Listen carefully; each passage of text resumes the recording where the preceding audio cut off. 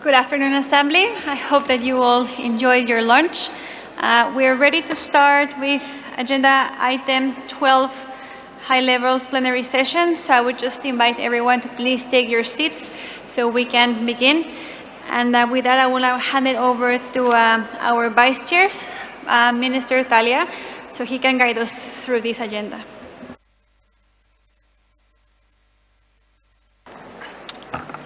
Thank you. The Assembly will now turn to agenda item 12, high-level plenary session, the last sprint towards 2030, implementing the Nature, Climate, Pollution, GEF 9 agenda. The session will be moderated by Dr. Rosina, Chairperson of the GEF Scientific and Technical Advisory Panel. Rosina, you have the floor.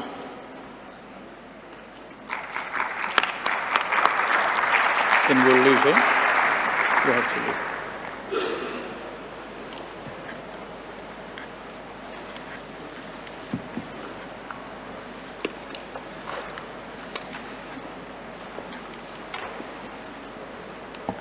Well, thank you so much. I have the difficult job of trying to summarize what all of you have been thinking about for the last 2 days. But welcome to this last session of the Assembly. And I thought before I go into the summaries of the roundtables, which were very rich, all 9 of them, I thought it would be important to remind you of why we are all here. So let's see if I can get the first slide up, or not.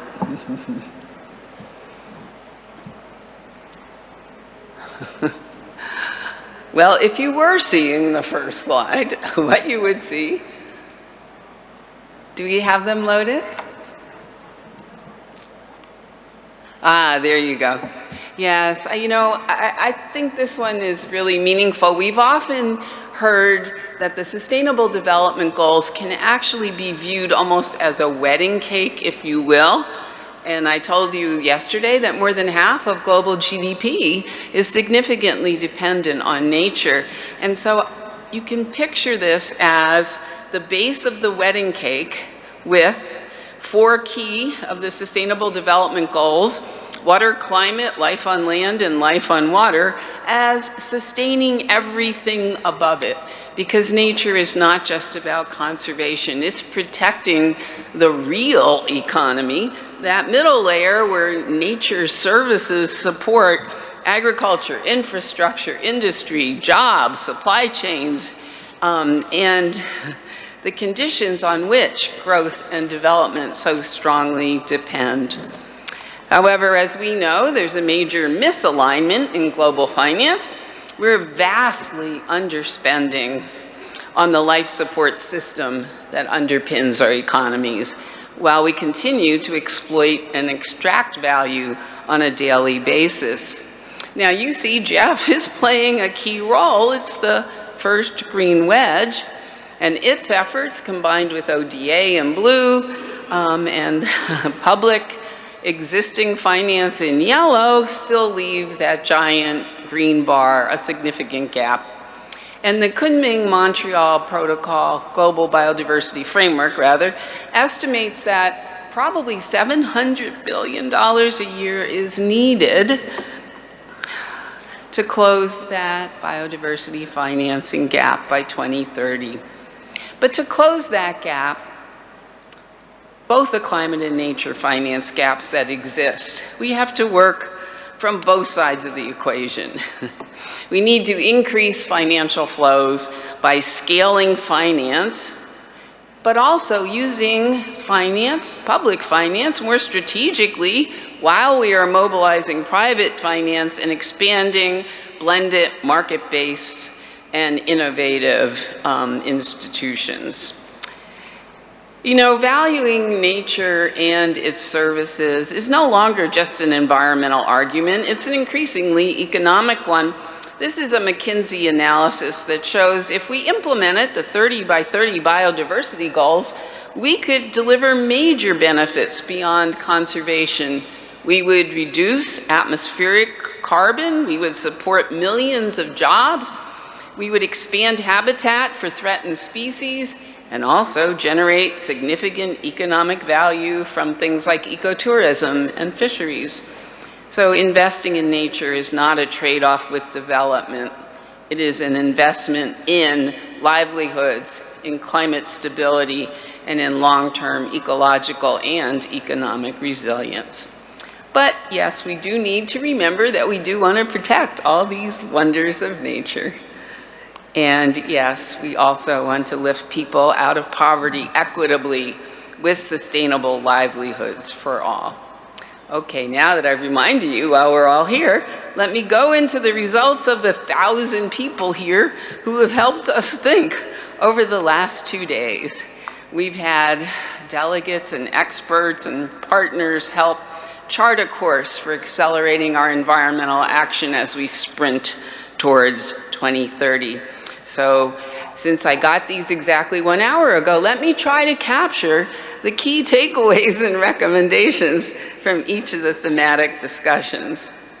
So first of all, as I hope you all know, there were 9 roundtable themes, which are all consistent with the GEF partnership work from, on the left, the science, underpinning integrated programming, to finance, to delivery speed, to inclusivity, to governance, and to regional collaboration. So the blue shades show the themes that underpin the mandate, and the gold and green shades show our strategies moving forward. The science one was Roundtable 1, and I could show you a lot of PowerPoints, but I will spare you. We underscored that integration must be built into the GEF programming right from the start, grounding it in sound science informed by system interdependencies and designed to unlock synergies across the natural, food, urban, economic sectors. And then we feel that GEF can move from incremental project delivery to truly transformational impact by embedding policy coherence and whole-of-society action right into project design.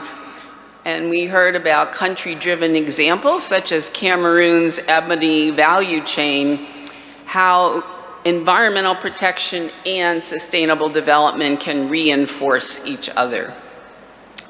There were 2 on blended finance and the private sector. The first one focused more on blended finance.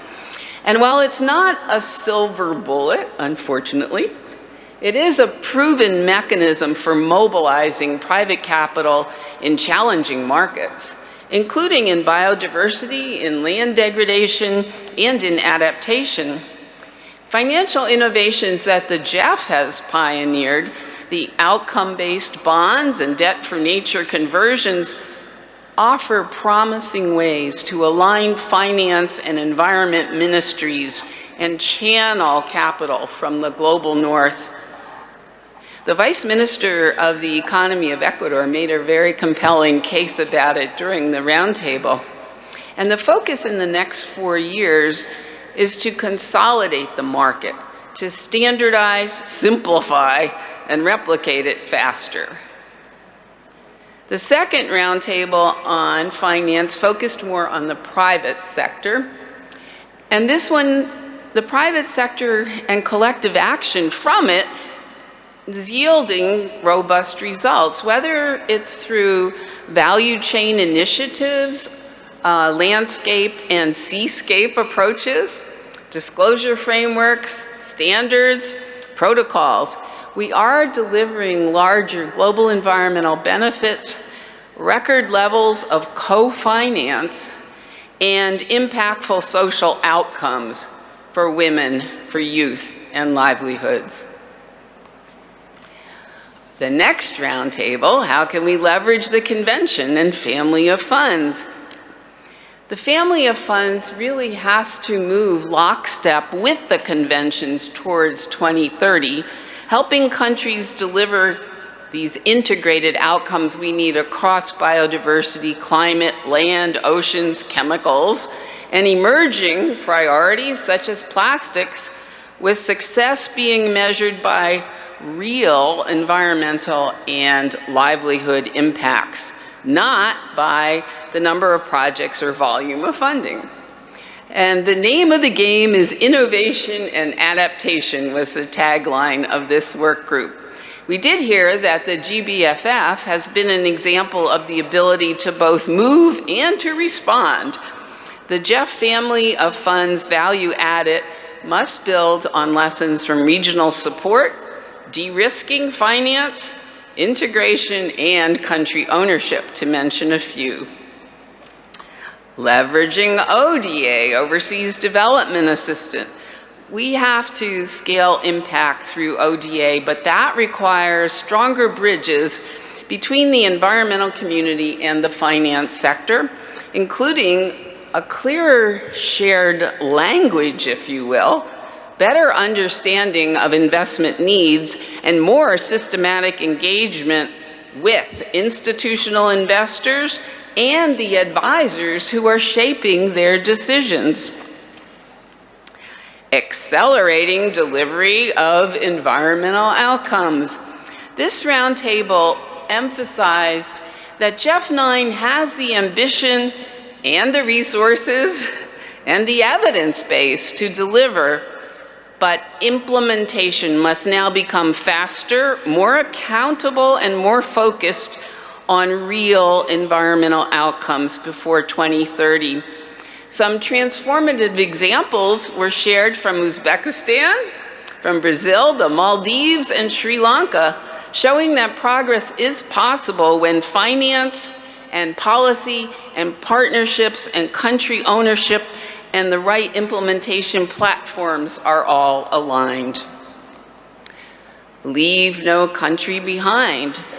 The central message was that the SIDS, LDCs, and fragile and vulnerable countries are not passive beneficiaries. They are leaders and co-designers of nature-positive futures.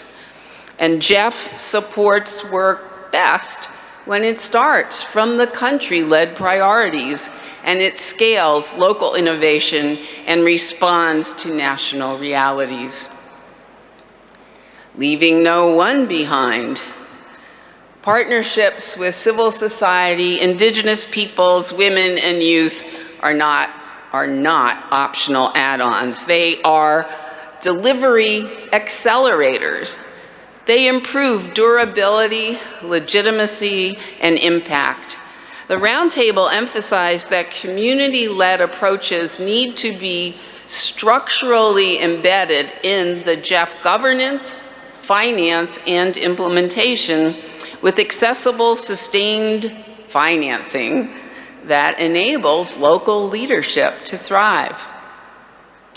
Leading the way from ground, whole of government.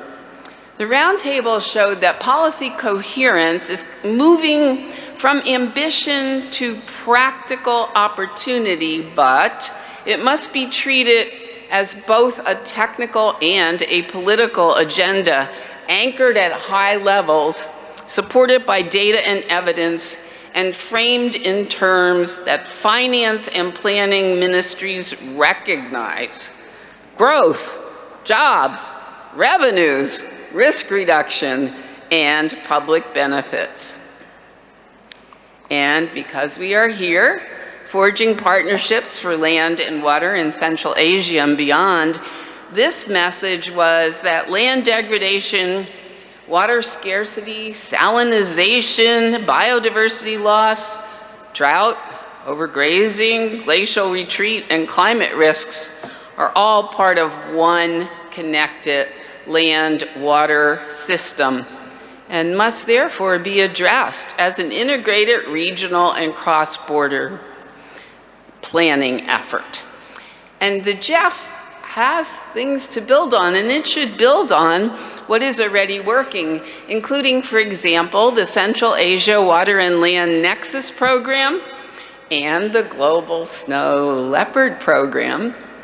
And to do so, strengthen regional cooperation, shared monitoring and data systems, and embed the land and water nexus into national policies, institutions, budgets, and long-term investment frameworks. A really memorable point was that the environment ministers of 5 Central Asian countries, plus Azerbaijan and Mongolia, now have a WhatsApp group. Perhaps a simple but powerful sign of faster-moving regional cooperation. So, let me end the roundtable discussion with our snow leopard. It is a powerful reminder that regional collaboration and transboundary cooperation are vital and can work to deliver impact. Over the past decade, supported by the GEF, the Global Snow Leopard and Ecosystem Protection Program, have led to an increase in the population of this endangered animal across Central Asia and South Asia. And how fitting is it that the snow leopard attended the GEF Assembly as one of the beneficiaries of the work of the GEF partnership. The snow leopard is truly a wonder of nature and a symbol of hope.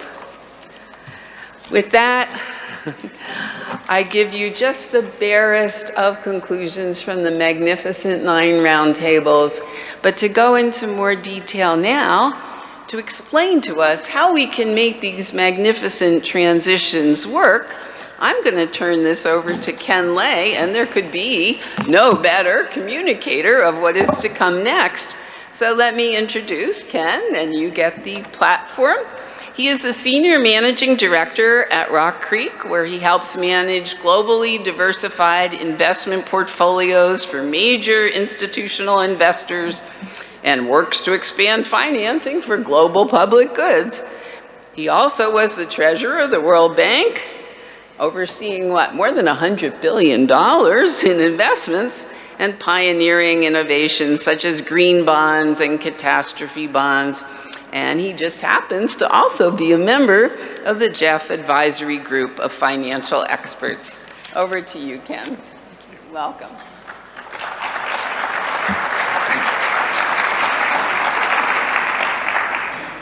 Yes, good afternoon, everyone.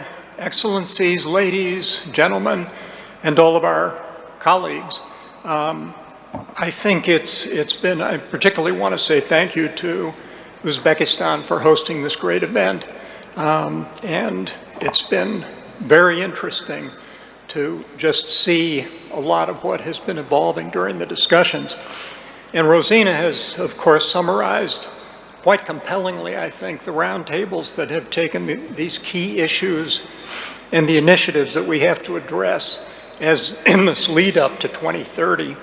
And of course, GEF is playing a very important role in framing and coordinating all of that work. What I would like to do is to take a look at all of this from a financial market perspective and to begin a discussion and to think through what is the best way that GEF can lead the charge on a lot of this in the next 4 years. Just to start, I want to start with a little bit of the context, which I know most of you are probably already familiar with, and that is that we're having these discussions at a very difficult time in international public finance. ODA has always faced challenges, but of course, because of all the competing demands on sovereign funding, but the combination of stressed public finances and our volatile diplomatic environment has significantly increased the competing demands. We've seen major sovereign donors, of course, significantly reduce or eliminate their climate and environment commitments. And this is even as the evidence is mounting of the accelerating negative impacts on the natural world and on our human condition. The good news, on the other hand, is that private sector capital remains many multiples of what we need to tackle these problems. And the global savings pool has grown dramatically over the past years. It's been driven by 15 years of exceptional market performance and, of course, the technology revolution that's been driving it. And I think it's interesting that if we look at pensions and sovereign wealth funds alone, they now hold $85 trillion in reserves.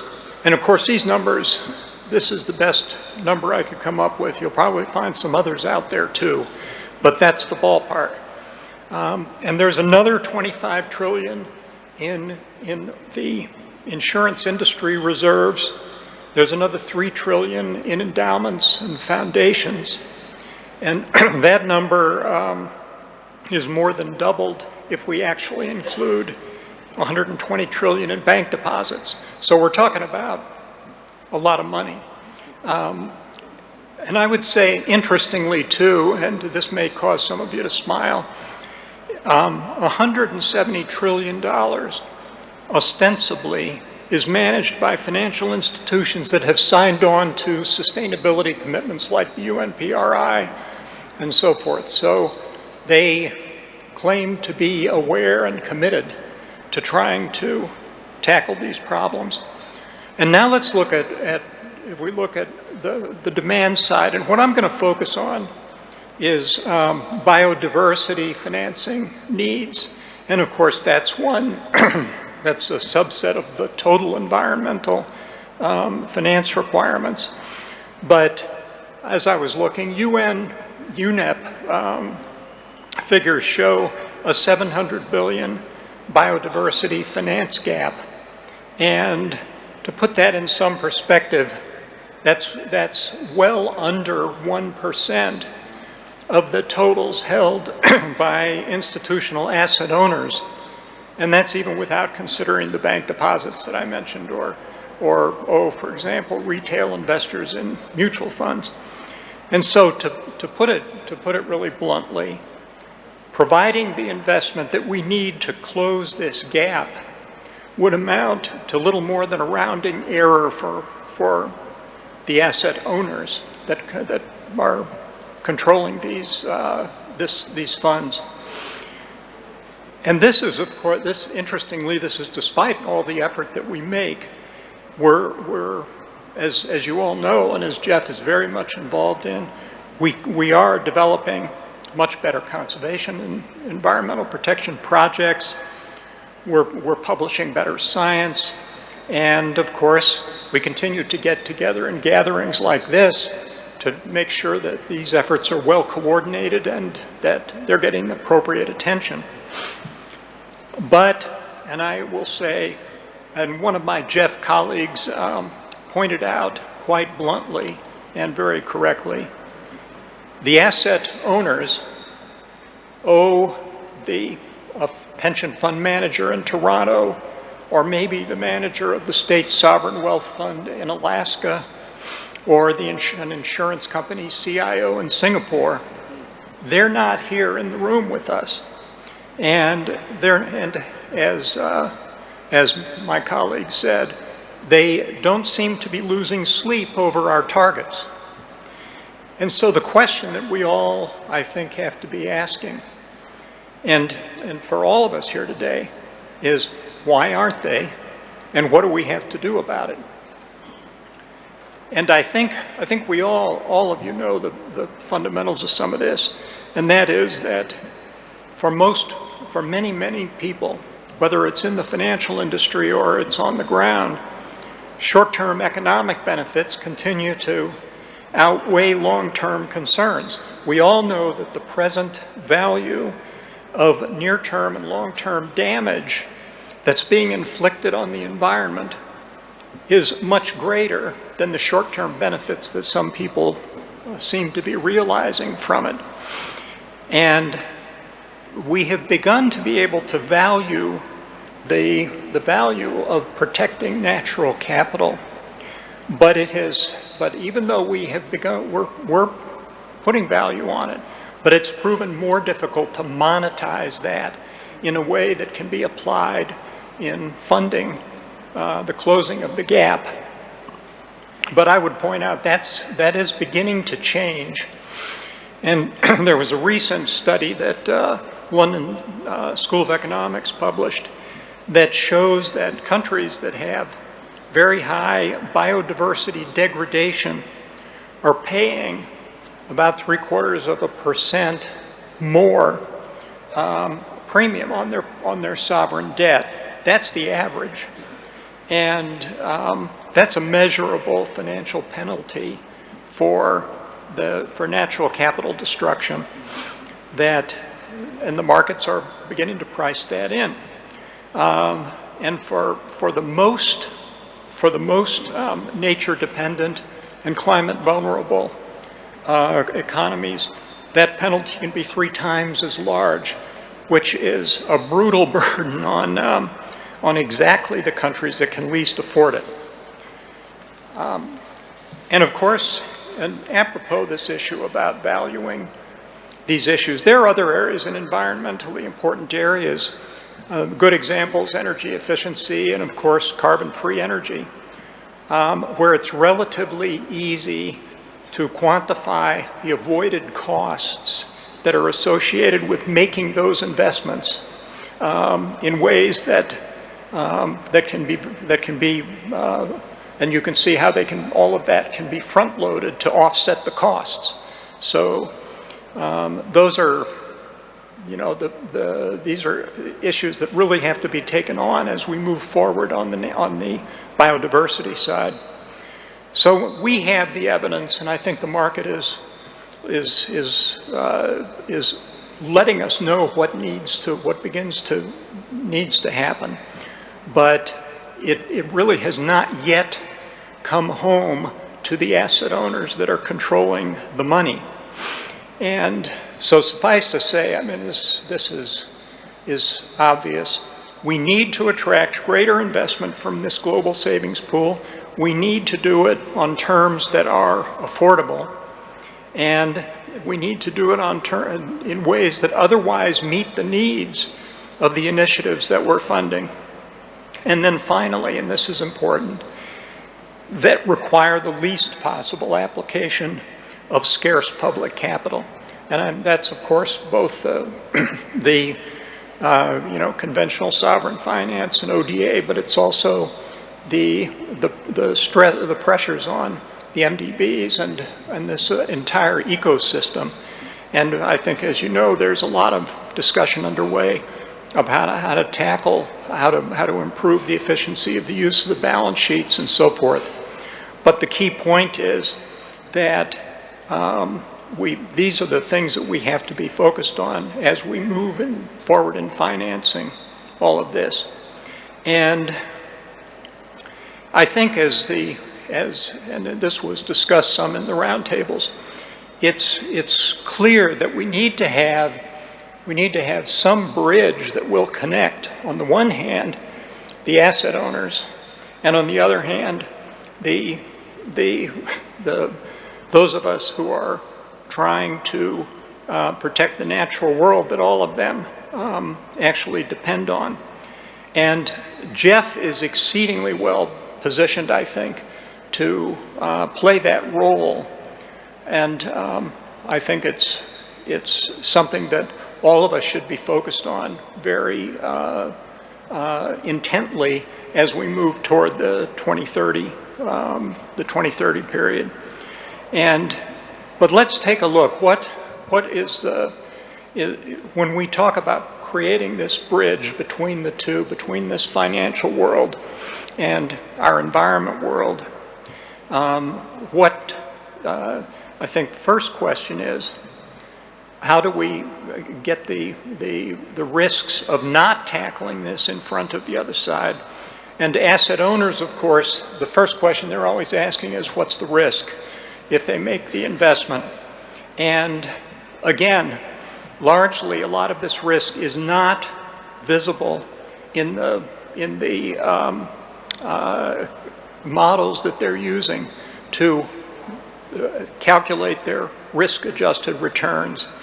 And it's not, and therefore it's not actually taken into account in their fiduciary frameworks. And I think this is an area, one key area.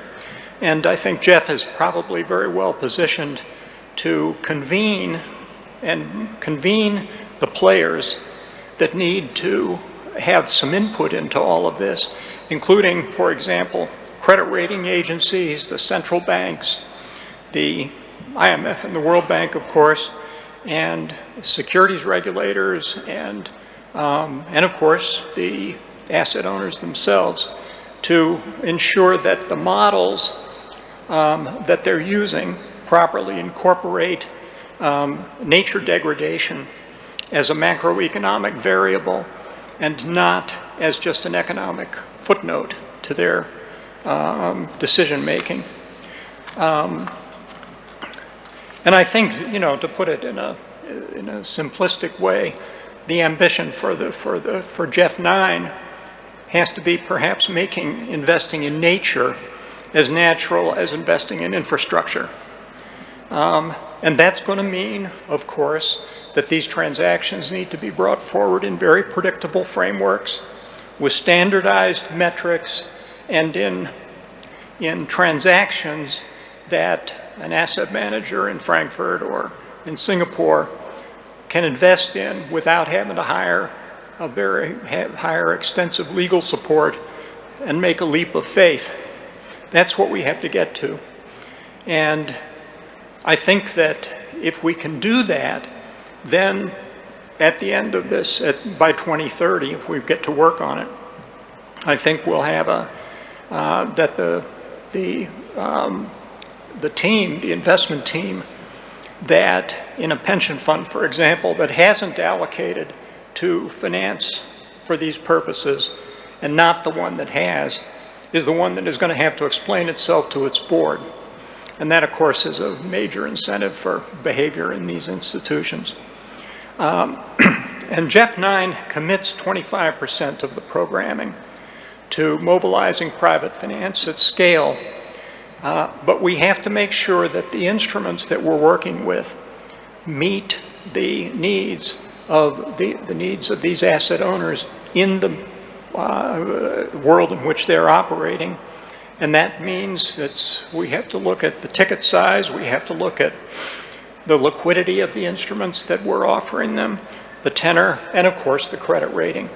And I would just make the point that, when you look at the scale of the industry now, if you approach major pension funds, they are going to be looking for ticket sizes that are 25 million minimum. So that means how large does a transaction have to be to actually attract their attention? They are so large now that they can't afford to pursue.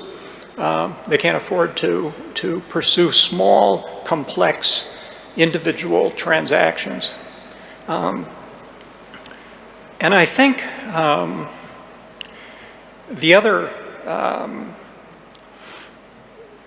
issue, I think, is that GEF needs to continue working with the managers of private assets, for example, who actually have the capacity and flexibility to do some of this work, to continue to work with them on blended finance structures, with the first loss tranches, the guarantees, and other de-risking instruments that will allow these institutions, that will find a way to put those transactions into the smaller parts of these institutions' portfolios.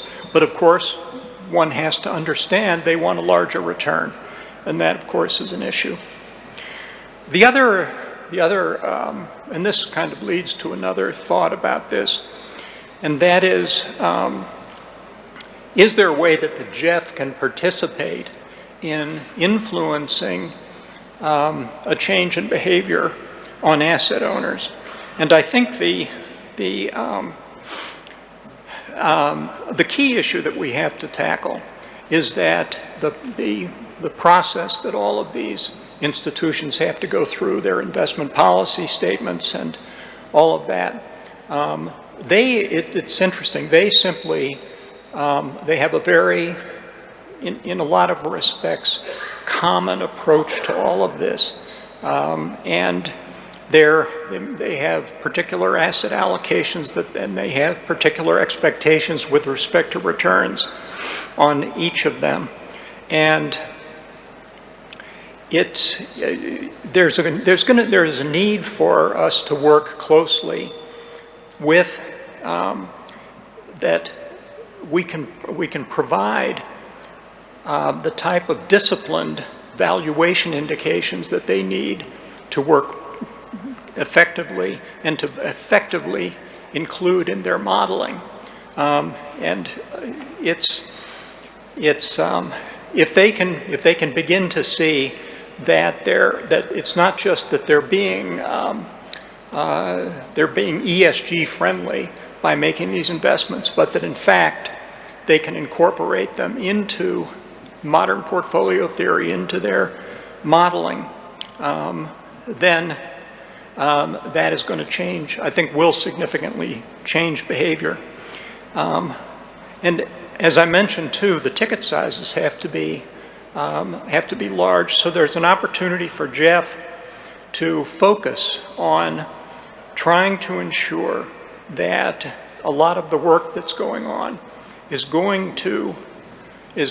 the capital will flow into transactions or platforms that are large enough and that are simple enough and credible enough to absorb billions of dollars and not simply millions. And I think GEF is in a position in GEF 9 to work with the agencies and with others to co-design and catalyze the vehicles that can meet that need. And I think that's a very important, should be a very important focus for the agenda. And then to come back on the understanding about what is driving the decision making. And I think that the fiduciary framework in which these institutions operate, they have their obligations to their fiduciary obligations to their beneficiaries. And it's time that we take a look at how those standards are framed at this point. And in this area, I think there's a lot of work to be done that could be done with regulators, with standard setters, with some of the investment consultants and some of the professional organizations, and of course with asset owners themselves to review this and to try to begin to affect a change that's going to really reflect the realities of the value of natural capital in all of this, and the potential, the long-term potential damage to their own returns, which of course is the key issue. They owe this to their beneficiaries. And I think there's an opportunity for GEF to really engage on that aspect of it. Now, of course, just to close things up here, we are in this, what everybody's calling the last sprint to 2030. And again, if we're only running this race among ourselves and you know, we're not going to cross the finish line. It's been pointed out that the Kunming-Montreal framework is looking for $200 billion a year investment in biodiversity. And just to put that in perspective too, that's a return that is 1/5 of 1% on the 120 trillion global asset management industry, when they're going to be on their usual modeling, thinking that they're going to be generating 8%. So yeah, it is remarkably tiny compared to the benefits that are potentially there. And I think making that visible, getting it in front of the key decision makers is absolutely crucial. And I think, you know, GEF has a great role in this and has the convening power, the country relationships, and the blended finance toolkit. And I think that puts it in a great position. We don't want to just be talking to ourselves. And I think very importantly, we should be participating when the debt on these transactions is being rated. We should be in the room when investment policies are being written, and we should be in the room when insurance products, for example, are designed. So I think we can, the natural world does need it needs our financial architecture.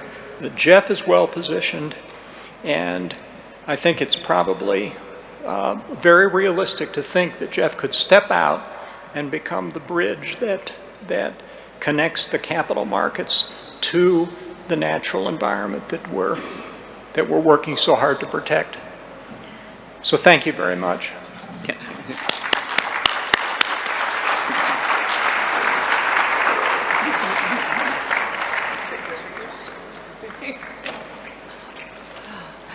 Thank you so much, Ken, for telling us the money is there. And I think a new tagline for GEF 9 might be making investing in nature as natural as investing in infrastructure. That is very interesting. We now are going to be joined by 7 amazing panelists. And so I will read all their bios one by one and invite you to come and join me at the table. So first we have Rachel Kite, who is the UK's Special Representative for Climate and Professor in Climate Policy at the University of Oxford, and a former CEO of Sustainable Energy for All, and previously was at the World Bank when I did the World Development Report, but she was in a senior leadership role. And also at the IFC, the International Finance Corporation, widely recognized for leadership at the intersection of climate development and finance. We also, yes, have Rolf Payet, who is currently the Executive Secretary of the Basel, Rotterdam, and Stockholm Conventions, but also a former Minister of Environment and Energy in the Seychelles, and he's led major advances in climate action and chemicals and waste and ocean sustainability, including helping to pioneer the world's first sovereign blue bond. His work continues to shape innovative approaches to financing solutions for both pollution and environmental protection, and we hope take them to scale. You can sit wherever you want. All right, next we have Shailendra Mishra, the Global Head of Climate, Environment, and Natural Capital of Olam Agri. And I had the pleasure of listening to him earlier today, where he leads the company's environmental sustainability strategy across, what? Sustainability for food and feed. Did I say the wrong name? What? Global Head of Sustainability for food and feed. Oh, Global Head of Sustainability. I have his card. He is now the Global Head of Sustainability. Food, feed, and freight. Okay. But you still are a conservation scientist and have had experience in restoration, sustainable agriculture, soil carbon, green finance across the Asia Pacific and Europe. And we have Elise Mbukawanaga, if I say that right, I hope it's close, who is co-chair of the GEF's Indigenous People Advisories Group and has played an absolutely key role in advancing Indigenous people's engagement in the GEF 9 replenishment process. And she is an Indigenous Fijian conservation and climate practitioner with deep expertise, again, in marine systems, but also community-led management and climate resilience across the Pacific, and bridges policy and practice. We have Valerie Hickey, the Director of Environment for the World Bank Group, where she leads global work on nature, natural resources, pollution, management, and the circular economy. And over 2 decades now at the bank, she has led senior leadership roles on climate and environment across many regions and sectors, and works on scaling practical solutions that link healthy ecosystems with jobs, growth, and resilient economies. Oh, you should all just sit down. I'm sorry, I didn't mean to make you stand around. Well, is the Dr. Honorable Joelle Clark here? Yes. Minister of Sustainable Development, Environment, and Climate Action. in St. Kitts and Nevis, where she is leading the country's transition to a climate resilient, sustainable island state by 2040. And you serve on the global stage as the Vice President of the UN Environment Assembly Bureau for both Latin America and the Caribbean, and also a passionate advocate for women and youth and empowerment of both, with deep community engagement. And Oliver, I see you, Oliver Withers is the head of nature at Standard Chartered Bank, where you lead work to integrate both biodiversity and nature considerations into your business and decision-making at the bank, and shaped major initiatives in nature finance, including the Task Force on Nature-Related Financial Disclosures, TNFD, on marine conservation financing, on debt for nature, and previously held leadership roles at Credit Suisse and the Zoological Society of London, building a career truly at the nexus of finance, conservation, and innovation. Well, I'm sorry you're all still standing, but please. I'm guessing they have names for us? Oh, no, but it's just the seven. Oh, you can sit anywhere.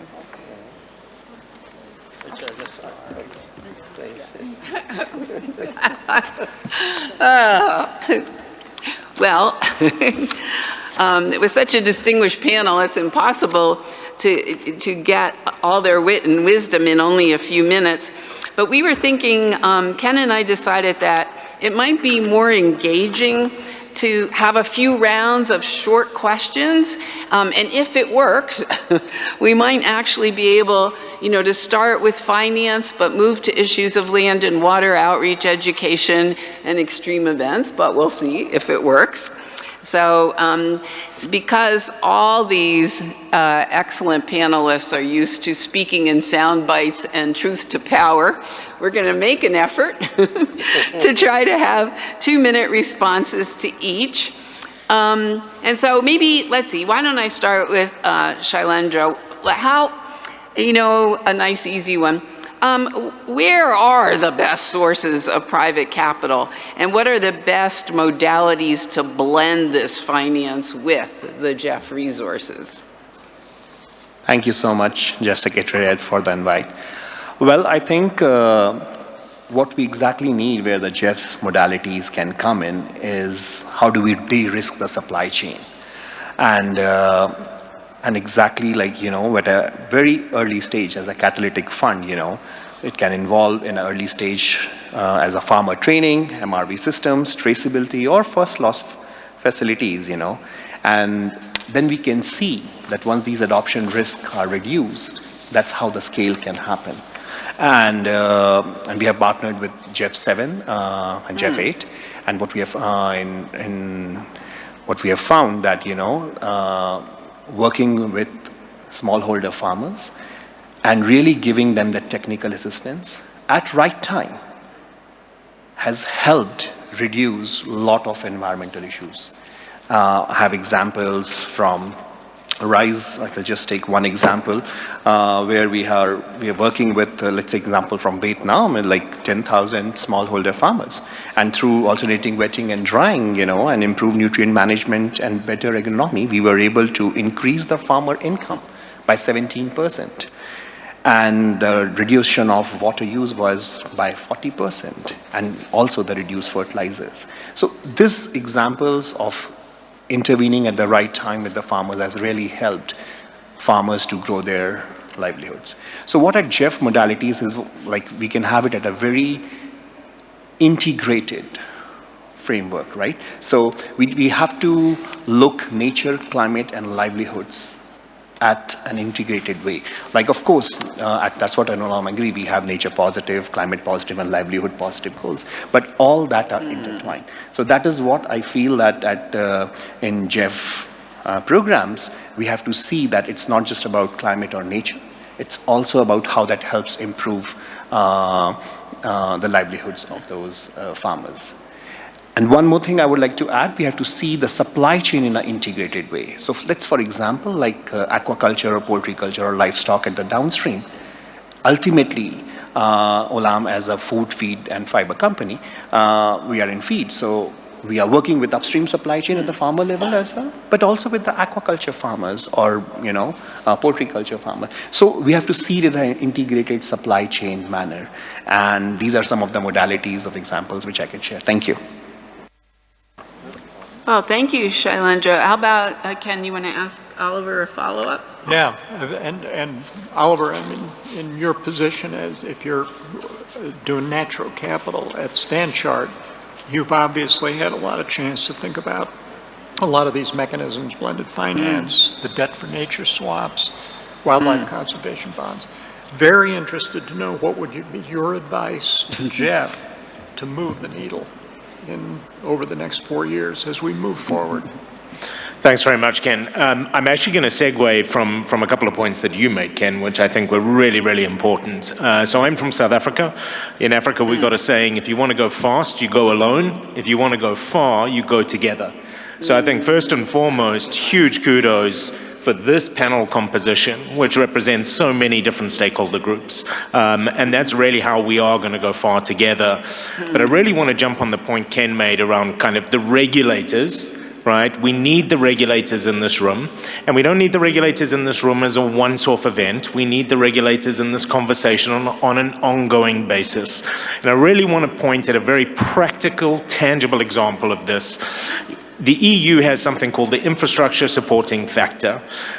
For those of you that are not aware, the regulators that regulate banks dictate to us how much risk-weighted assets we need to carry on our balance sheet for the deals that we do.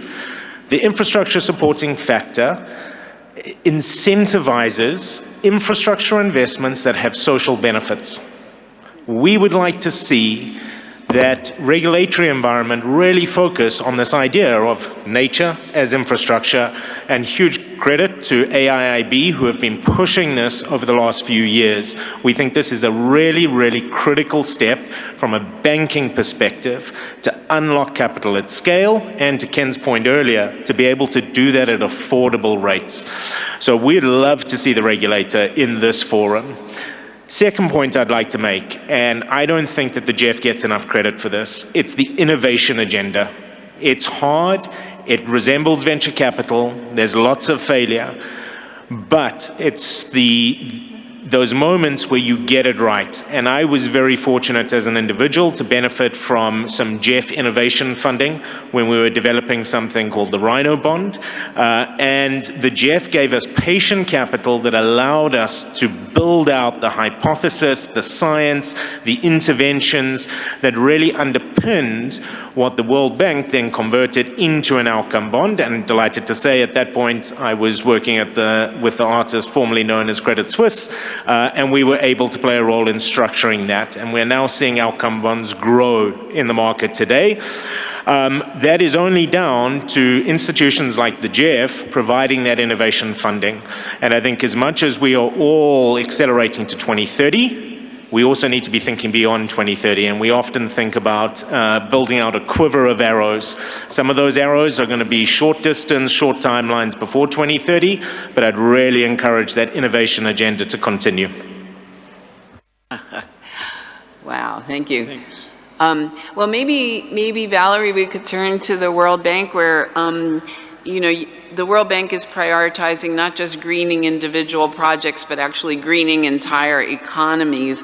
And so how can the GEF and the MDBs better entice the private sector and private capital to engage in true systems change?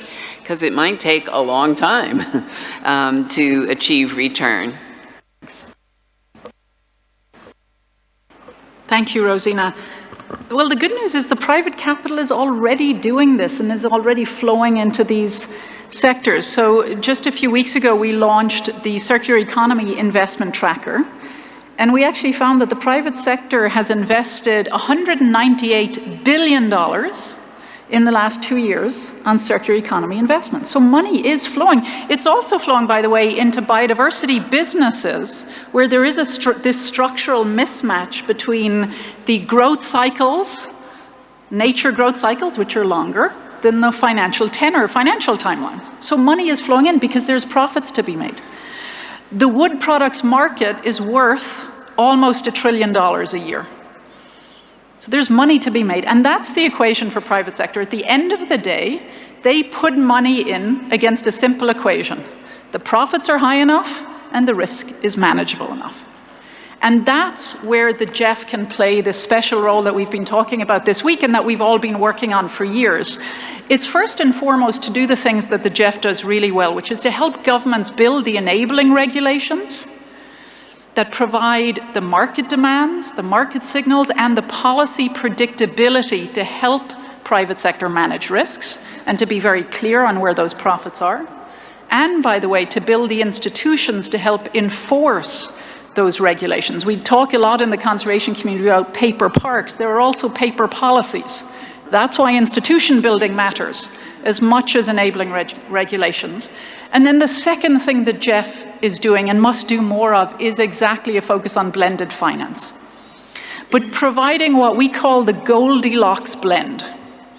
This is providing just enough GEF resources in order to fix a specific market failure while ensuring at the same time the underlying investment will have commercial returns, is financially sound, unlocks private capital that wouldn't have come otherwise, and has measurable environmental outcomes. If you do that, get the enabling regulations right, build strong institutions, and then provide that Goldilocks blend, you're going to be able to move from financing green projects to building green economies. Goldilocks, okay. Ken, you want to pick up? Yes.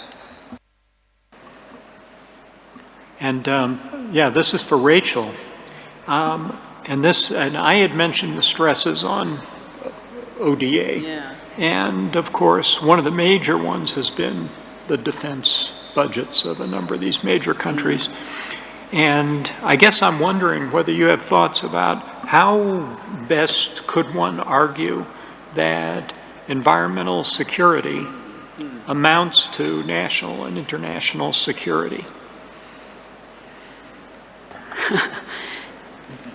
So it's a great question. I think the UK government commissioned last year a piece of work undertaken by our Joint Intelligence Committee to look at the implications to the United Kingdom of ecosystem collapse. We'd never commissioned such a report before, and I think that of the G20 and NATO countries, it's the first report of its kind. And therein lies the meta-level question, Ken, which is that we are highly vulnerable as an economy to ecosystem collapse, and we know that we're pushing up against the tipping points of the global systems. And what does that mean? It means that for a British family, their ability to fill their supermarket trolley with the things that they need to keep their children healthy is entirely linked to the integrity of the Congo Basin, for example. And that if anything were to threaten any further the primary tropical forests of this world, we would be in big trouble. And that would have security and defense implications for us. And so I think that, we here in the GEF always talk about the intrinsic value of nature, but it is increasingly the security arguments that are framing the concern. But the good news about that is that you can flip it then into the investment in our ecological systems is the prevention of insecurity, and that our security and our growth, or our green growth, comes from our ability to value and therefore invest in natural systems. And that's water, that's forests, that's land, that's soils, etc. And so this flip is beginning to happen.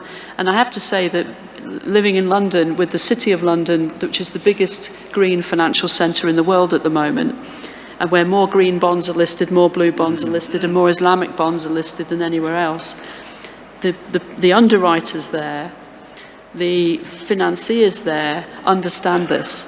And the pressure on the British government to invest and to find ways of blending, as we've just discussed, both Ken and referenced by others on the panel.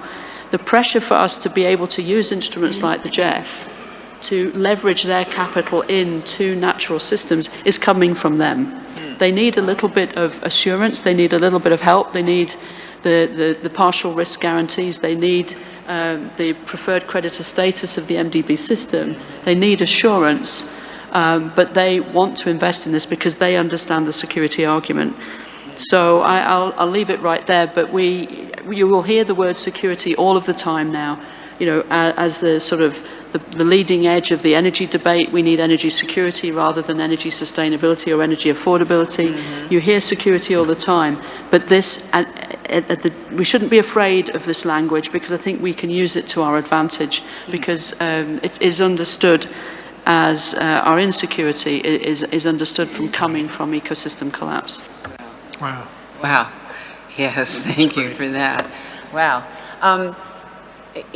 Joyelle, I wanted to turn to you because I think it's so interesting that your title includes the word empowerment to achieve livelihood transitions, which, you know, are never easy and absolutely need community buy-in. So what advice would you give the GEF to find pathways that move away from unsustainable practices to more environmentally sound ones?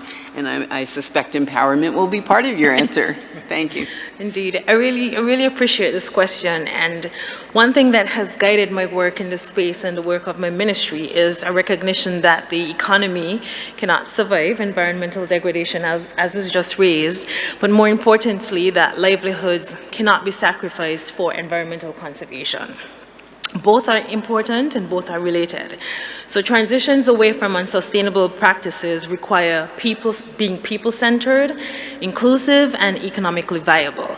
So in the years we've worked with community groups, we've recognized that we all say we need community buy-in, but it falls short because usually we go to the community, we say, hey, we're having this project, what do you think? We share the information and then we move on. But it has to go beyond information sharing, beyond just getting a few yeses from the folks who would show up to a meeting and really co-design and co-build projects with communities, having them lead, empowering them, working with their agency so that they own these projects. Secondly, the economically viable options are critical. People are not going to stop doing something that's environmentally unsound if they cannot survive, if they cannot feed their families, if they cannot take care of their lives. So what we're realizing is that if people don't understand too that a particular environmental challenge is linked to their economic survival, they won't change. So we have to develop projects around the communities. We have to train them, we have to educate them, and we have to ensure that they're fully on board with the transition to sustainable practices. And finally, we have to ensure that sustainability and empowerment go hand in hand. So for us, our Sustainable Island State Agenda works through the communities. I'll use a very short example of our UNESCO World Heritage Site, which is the only one in the English-speaking Caribbean for now. And it values the turtles, which are protected in St. Kitts and Nevis. But one of the key communities where turtle monitoring and turtle nesting happened to be a key fishing community, Keys Village, where eating turtle meat was just part of a generation. And how do we get this community of fisher folk to stop fishing for turtle? We had to get them on board. They became not just the fisher folk, but the tour guides and the historians.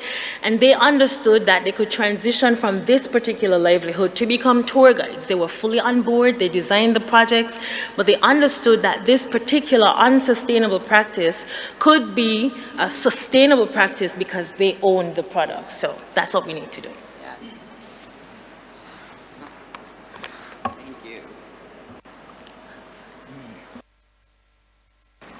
And I'm going to send one to Rolf. Okay. Yeah. And again, 2030 is pretty close, actually. Oh, yes.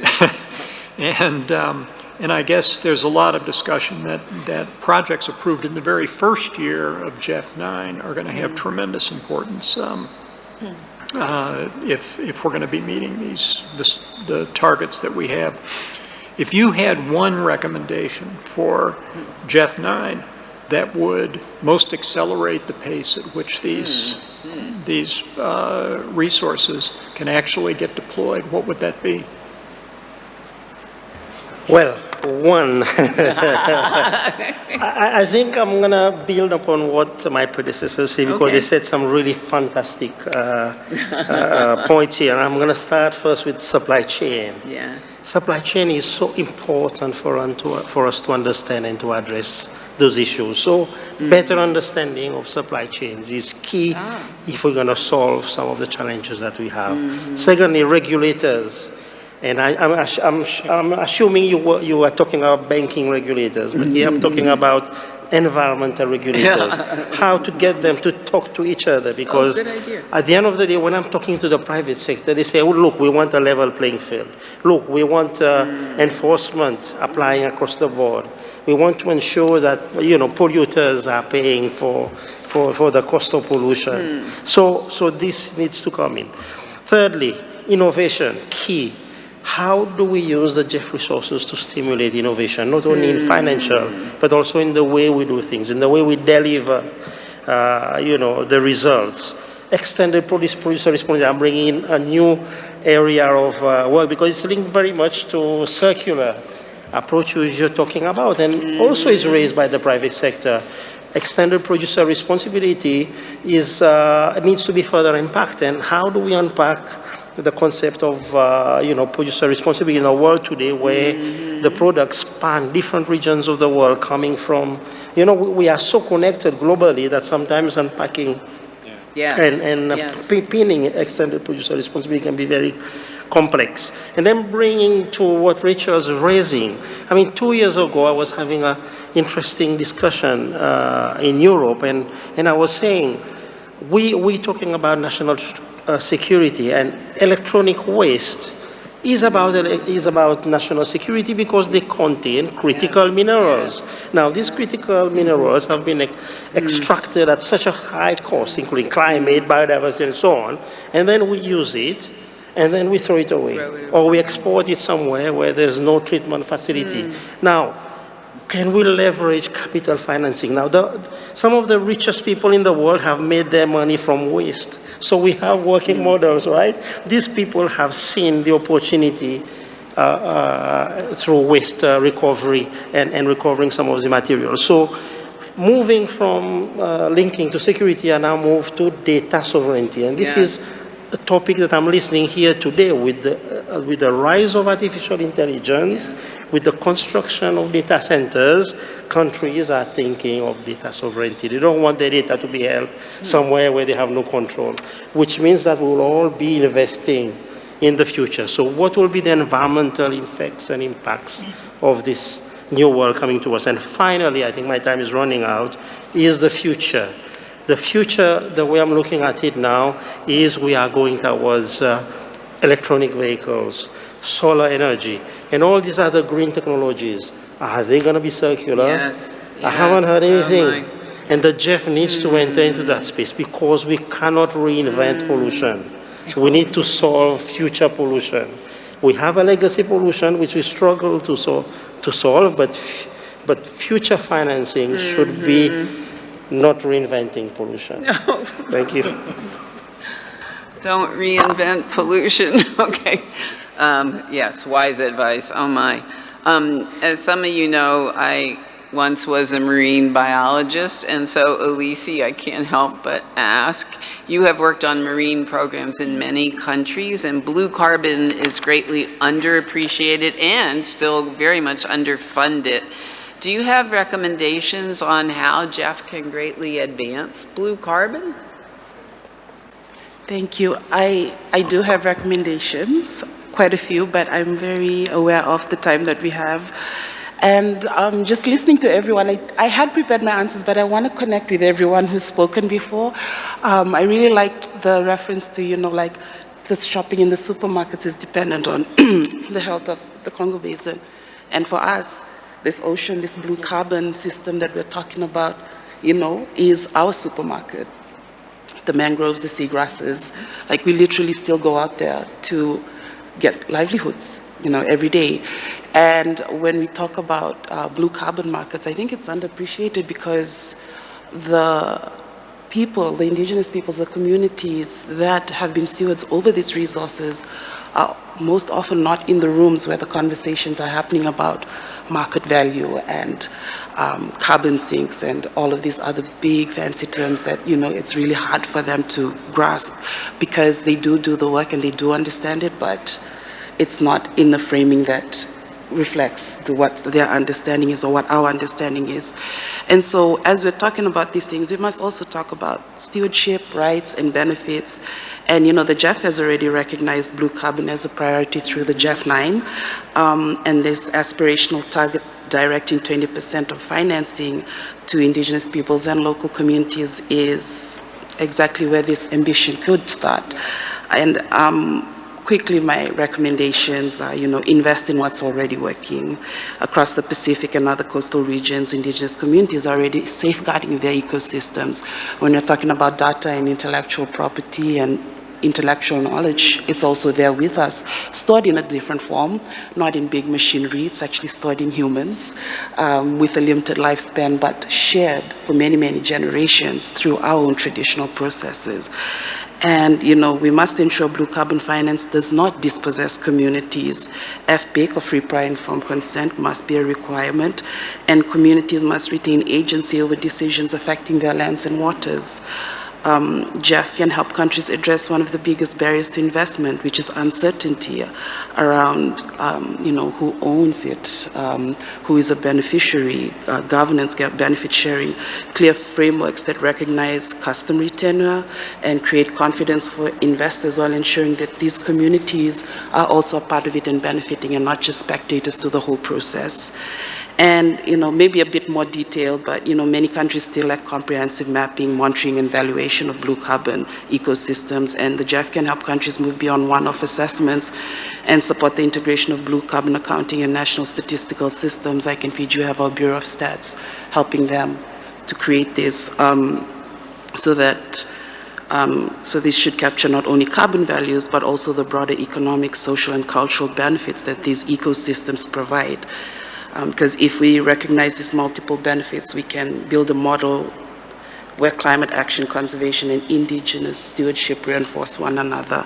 And if we get that right, we not only deliver on these carbon outcomes, we strengthen communities and protect ecosystems for generations to come. Thank you. We've made it through one round of questions, and I have so many questions because the answers are so rich, and I want to keep going, but I know that time is very short. I'm looking at Claude to see whether we can do a second round. What is that, yes or no? Yes. Yes. Oh, good. Oh, excellent. You know, and it is true that 2 of the integrated programs will be focusing on the oceans, which is very exciting. Thank you, Claude. So back to you. Great. Now, this is for Shailendra, and, you know, as I understand now, in Olam's corporate strategy, you link NBS, regenerative ag, and climate. And I guess, how do we ensure that this becomes the norm in the corporate world, and so that all these businesses can become global stakeholders in delivering for us? Thanks, Ken. Well, to become a norm, I think it has to all link to business models. I mean, honestly, at Olam Agri, we believe a lot in that. And our sustainability department is not sustainability department. It's corporate responsibility and sustainability. That's what we call it, CRNS. And we truly believe that if we have to drive change, in the nature-based solution, we have to invest in soil health. I saw you talked about biodiversity. We talk about biodiversity a lot. But we also need to ensure that there's a biodiversity beneath the soil. And that's so important. So having right frameworks, right matrices, evaluating, you know, that what does biodiversity matrix below soil health, below soil means? How do we quantify that? How do we then enhance those microbial diversity so that productivity and the yields can be improved. So, and I can take example from a cotton supply chain that we have in our programs. We are like 250,000 hectares of land has now been Region X certified with the programs that we have. Globally, we are working with over 400,000 smallholder farmers in the global south. And these are our farmer programs, right? So with these programs are where we are working directly with them. But of course, as a company who is middle in the supply chain, we buy much more, like several millions farmers that we buy from. So the scale is enormous, but programs that we have is of course with this. How do we move from that scale to, go beyond? Is that I would like to say we have to start working together, which is through a 4P model. What does this 4P mean? It's public-private philanthropy partnership. We have to join hands together to make sure that the scale can be achieved. So, I mean, everyone has to, play their part. We need to increase the demand signal. At the market level, demand signal also has to be increased. And how those all can be then brought back to the farmers as an incentive through multiple ways, and that it will become a norm as usual. Thank you. Well, we're getting into soil carbon, but you didn't mention mycorrhizal associations. No. All are microbial diversity. I know, I'm sure you can. I think I want to, since we're talking, I am talking about science, I think it's one thing, Oliver, when scientists say something is an issue, but when the World Economic Forum said that biodiversity and climate change are in the top 5 long-term global risks, it definitely focused the mind much more than any lecture I can ever give to the public. And so, since communication of science is an issue these days, what kind of information do you think is important to get to the public to talk about the problems we are here and understand them? Thank you. It's a really, really important question for the non-scientific world and the non-conservation community, quite frankly. And I want to say this, that sometimes this community can undermine one another. We battle to see consensus. As a private sector, that terrifies us because it suggests there might be greenwashing risk. And I heard a fantastic term the other day. We have to stop the green-on-green violence. And I really implore this community to think about how they communicate about one another, because I think there is a lot of undermining that happens. And to the private sector, as soon as we hear that, we take a step back and we start wondering, are we missing something? So I think we need more consensus, and I think the GEF can play a critical role in creating that consensus. I think Ken really touched on probably the biggest issue we face from a financial sector perspective is just time horizons. We talk a lot about 2050. Practically, 2050 doesn't impact me, it doesn't impact my bank in the short term, and that's ultimately what shareholders are judging us on. So I think we really need to focus on where is the short-term pain, because that's where we're going to see focus. And so we are a TNFD early adopter, so we are going through the process of doing nature assessments on all of our clients. And what we have found is that we really need to take our clients and our colleagues through a 3-step journey. First of all, we need awareness from them about what the problem is, or that there is a problem. We then need understanding from them around what actually is the problem and how do we fix it. Only once we've been through those first 2 steps can we expect action, quite frankly. And I think sometimes we're packaging up science as though we're immediately ready to step into the action, and that's simply not the case. You need to help us as the private sector go through those 3 steps so that we can get to action. I will say this as well. It strikes me that maybe we need to bring the asset owners and the indigenous peoples and local communities together for them to actually converse with one another, because it's very common, listening to your example around turtles, it's actually a very common framework of disconnect that both those stakeholders are facing. And it would be really intriguing to see them in a room together, having to engage and pointing out the frailties in both of their systems. But I really, really just want to encourage this community, how do we find consensus? How do we remove the perception of greenwashing risk? And how do we stop the green on green violence?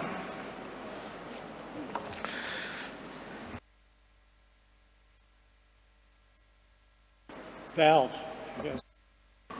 yes, just for you, and if we just following up on what Oliver had discussed, the environmental and human costs are rising rapidly with all the extreme events that we've been seeing, and I'm curious. This is floods, droughts, heat waves, all of that, and I guess how can we balance the need for adaptation finance, given all of that, with the continued need for mitigation and for restoration? So we just put out a new paper that shows that the slow motion misery of heat waves and drought leads to the loss of 80 million jobs every year. And an awful lot of those jobs are lost by the same people, because the men and women who have to leave their farm because the drought coupled with land degradation has made their crops fail, end up moving to secondary cities where they're working in roadside retail, trying to cope with enormous heat waves. They're watching their kids get sick because of pollution and drinking dirty water. These folks don't experience the triple planetary crisis on different days in different ways, and that's why we have to stop thinking about a different type of green on green conflict, which is figuring out how do we split the pie in different ways. We shouldn't be talking about trying to balance how we split the existing pie. We have to grow the pie. And so that leads us to ask the question, where is the money? Where are the ingredients to grow the pie? And that means we have to stop looking internationally and start looking domestically. Because the majority of the money that people use, that we can use to grow the pie and make more money available to combat all triple environmental crises and combat poverty, exists domestically. It's in domestic public budgets, it's in local private banks, and it's under all of our mattresses.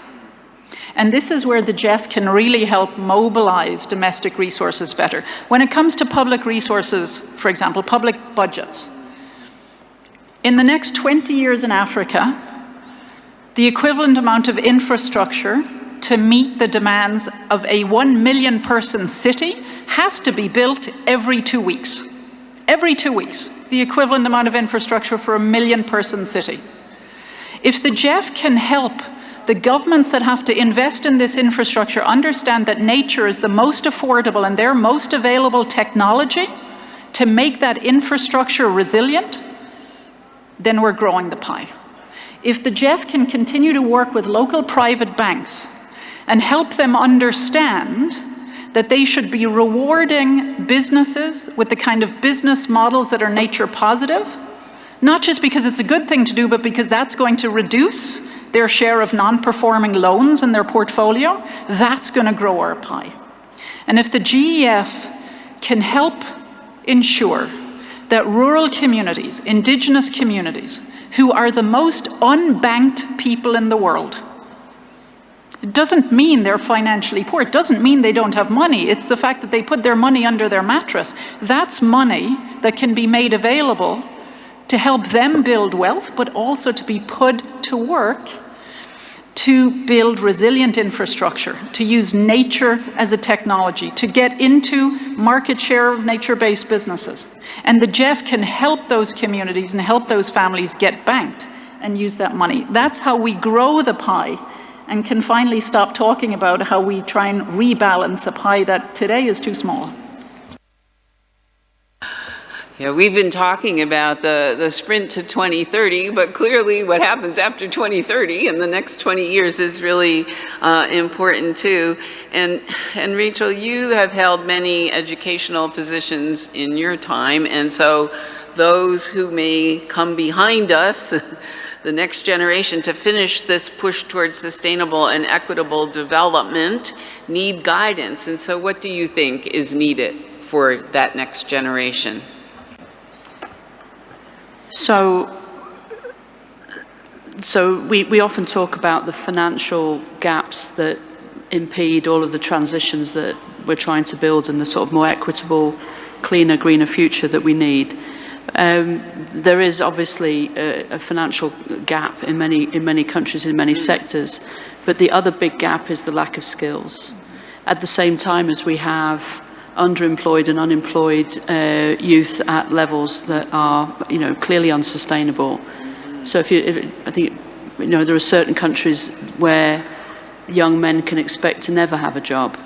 So how do you build a peaceful society? Stop the war on nature if people can never expect to have a job. So the good news is that, and I'm just going to confine this to the energy transition because I think, that's where we have got the best data. So for the energy transition alone, this is highly job rich with all kinds of skills needed, from blue collar skills all the way through to white collar executive skills. So I've worked in tertiary education, both as a professor and as a dean.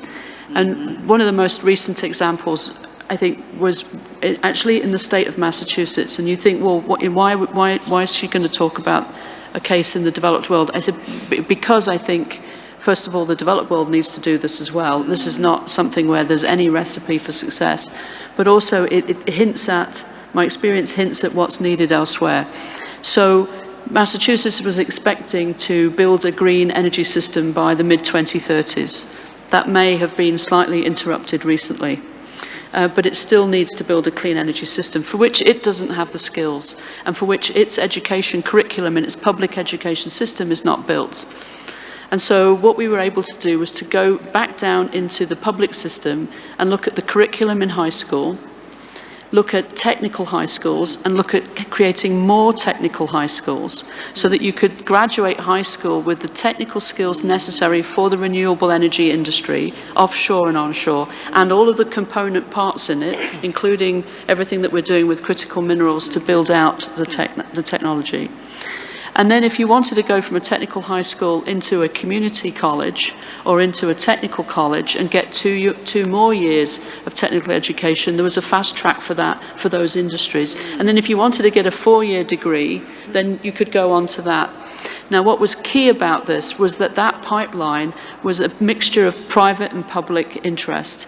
The private companies were not going to invest in the energy future of the state of Massachusetts if they couldn't access talent. And if you talk to companies today, they're looking for two things. They're looking for a regulatory environment that allows them to operate, and they are looking for access to skills. And they know that they will have to invest in partnership with the public sector to create those skills where they need it.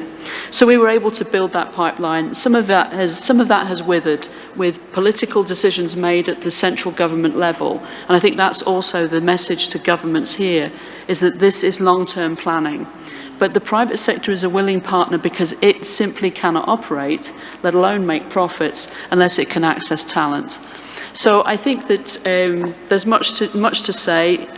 And the other message I would give you is that from teaching students, and I teach students at the moment now in the UK, but none of them come from the UK. It's an international class, that they are hungry to work in the public sector in order to crowd in the solutions, because they know that it is the public sector that will be an essential ingredient in this. So I have huge hope based on the class of my students that I have today. Thank you. Wow, thank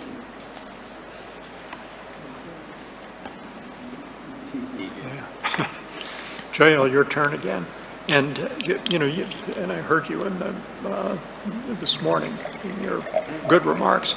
And you're an educator, and you've led youth advocacy efforts and women's empowerment. And I guess GEF is seeking to leave no one behind. And I guess how can GEF best achieve this in your view? Thank you for that. Thank you for that question. And for us, leaving no one behind really has to speak to process and not just the outcome for 2030. We have to start measuring that now and be very much more inclusive with folks. Leaving no one behind means inclusivity, it means flexibility, and having empowerment as core principles of our programs and our projects. So for me, I'll share 3 critical lessons from my work as an educator with communities and of course with women's groups. There has to be a commitment to shifting power to communities through flexible financing. Secondly, establishing and supporting communities of practice based on local indigenous knowledge. And thirdly, a prioritization of inclusion, co-designing and co-mapping with young people and with women in particular. So shifting power, and this model comes from my experience with Global Fund for Women, where the focus was on moving monies and resources directly to community groups. It really means GEF having to adjust its own metrics of success, where instead of, we had 10 programs and we put some in STAR and some in the small grants program, it's saying we have to put a lot more resources in the small grants program because that's where monies move from GEF directly to communities. With supporting communities of practice, it's recognizing that our financial innovations have to blend with the local knowledge, with the indigenous wisdom. Folks know how to manage their resources. They know where money needs to go. They know what they need to buy to get a project done. But we often come as the donor agencies with prescriptions, like this is how we want it done, and this is the form that you need to complete, and this is the report that you need to write. But with Global Fund for Women and their shifting power model, a project could access resources through a simple video interview. I know it means we need to have systems of trust and we need to be able to monitor community groups, but it also means that we are trusting that local communities and indigenous folk know exactly what they need.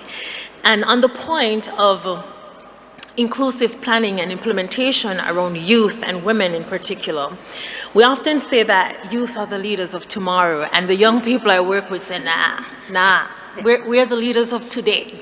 And if we're the leaders of tomorrow and today, we have to be involved in the decision making. They have to be the change makers of today. And so we can't sit as the decision makers and the politicians and the teachers and say, this is what we think is good for 2030. Well, I hope I'm here in 2030, but it's the young folks who are going to be leading in 2030, and so they have to have a seat at the table now. And I had a very good experience in my previous stint as an educator with a school, Keon High School, where they had serious challenges, but they were so interested in doing something in the environment. And we got the GEF Small Grants Program to give them a grant of $50,000 US, which, if you know anything about schools in the Caribbean, that's a ton load of money for a school. That's like your school fundraising budget for the year. And with this funding, they were able over 4 years to change the school environment, change the community, and extend resources beyond just school. But it was the GEF Small Grants Program, and it was trusting that a few teachers and some students really could manage their resources and change their community and their environment through the education system. And similarly, with empowering women, it's undeniable that when you empower women, you empower an entire community. And with the Global Fund for Women model, we were able to move flexible resources, over $1.4 million, to Caribbean groups, women-led groups, who were at the forefront of climate justice and feminist and women's empowerment, and they made serious headway in empowering their communities in changing systems, whether it was fishing communities, craft vendors, farmers. They made changes. And finally, I say that if we are open to shifting the metrics of success, taking success as transferred funds to group purchase equipment, success, instead of changing policy and legislation. I mean, they're important, but if it's at a community level, you have to adjust your metrics of success. And finally, it has to be more than just the more than just, yeah, we were able to conserve water, but we were able to empower folks with their livelihoods. We created dignity, opportunity, and justice. And that's, I think, how we leave no one behind by including everyone. We need to energize everyone on the environment, not have environmental fatigue. Yes. And well, following on that, Elise, as you know, GEF is making a big push to much better involve and co-create projects with Indigenous people as equal partners and with appropriate free, prior, and informed consent. So do you have a sense of how, with the new integrated programs that cross sectors and geographies, this can be done? It's very complex. Yes. I already mentioned that pre-prior informed consent should be a requirement, not just a checkbox exercise. And of course, when you're thinking about large integrated programs across that span sectors, landscapes, seascapes, the risk of getting it wrong is real, and it should be acknowledged. And, with this GEF 9 replenishment, there is so much opportunity there. And I really loved Joel's contributions around the shift, the power shift through finances, because that continues to be something that we want to talk about, that plainly speaking, the language is still actions by and for Indigenous peoples. And so, we welcome that as a beginning, but it's the floor. What we're running towards is that direct access that Joel was really getting into the details of with the Women's Fund and the kind of work that they do. And, if there's a way to do that, I'm just one representative of millions of Indigenous people, different cultures and representation, all of us at this table included. And as a start, when we had the opening statements yesterday by Silole, she mentioned that there's over 30 Indigenous leaders who are at the GEF Assembly this year, today. That's the largest gathering so far for the GEF. And, I would say use their expertise, communicate with them, because they are the ones that can help figure out how to weave through these complicated integrated programs, because the work is complicated, life is complex and complicated, and we have been working through those things. And there's also another comment that I just wanted to touch on a little bit about trust, trust in direct access, trust in ability to do it, asking the GEF, trust us, work with us. But I also want to highlight that communities have been showing trust as well for the longest time. If the GEF is saying, oh, we've existed for 30 plus years doing work, where have you been doing your work? In the communities that have shown trust in your ability to come in and implement work. So it has been a two-way process. It has been in the process this whole time. So let's expand on that, like you're expanding the pie. Move up the trust and allow more direct access for Indigenous peoples' organizations. And a second priority is the planned update of the GEF's Indigenous Peoples Policy Framework. It's an opportunity to strengthen a shared rights-based approach to partnership, FPIC, and accountability across the entire GEF family of funds and the partnerships. And the upcoming Green and Blue Integrated Program will be an important test.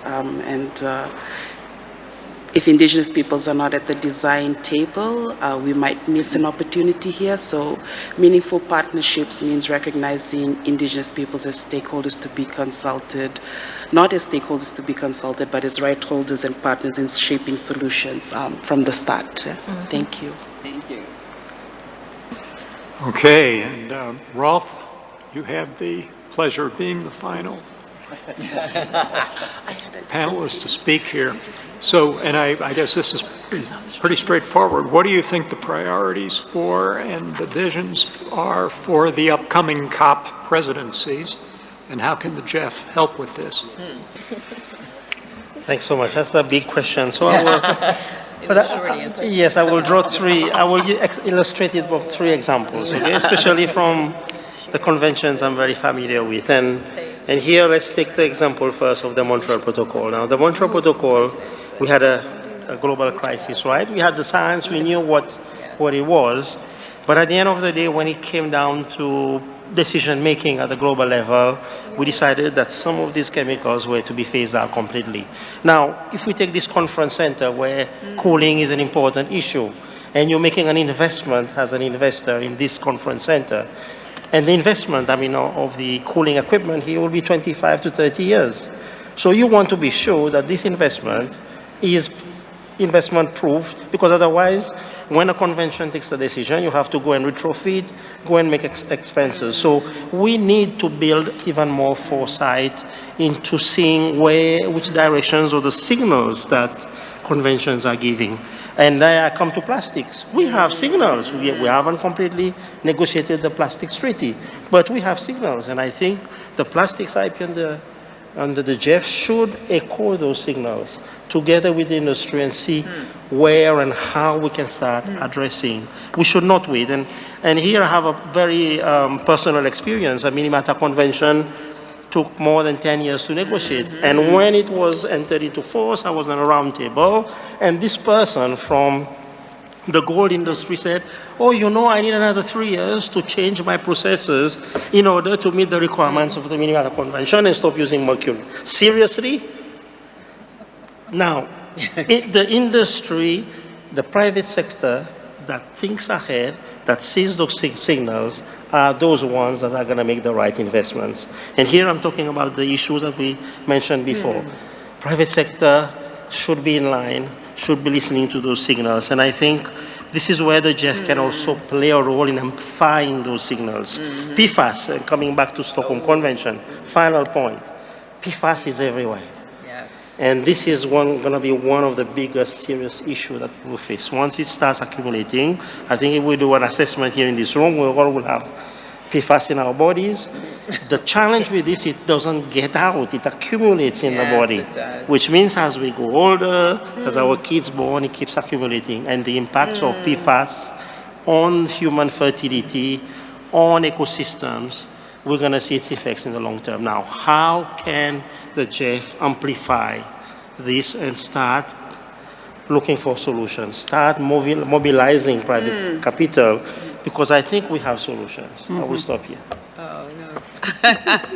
Thank you, Ralph. We don't have time for a third round, but I'm hoping there's going to be time to follow up on all these amazing, interesting insights on finance, land, water, youth resilience, women, indigenous people, inclusion, and giving us a lot of hope, which is so important. Thank you for that. And I think then there's nothing more to say except to this fabulous panel, Ramat, which really happy to have you all here. And let me shake your hands as I call up Dr. Claude Gascon.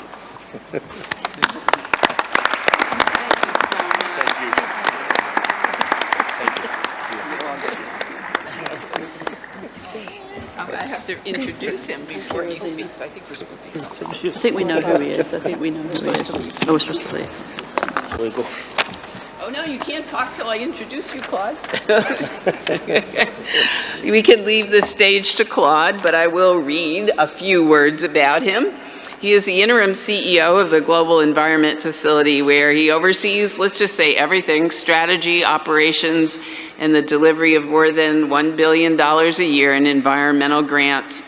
But many of us also knew him previously when he led senior leadership positions at the National Fish and Wildlife Foundation and at Conservation International, where he led major conservation portfolios and global teams.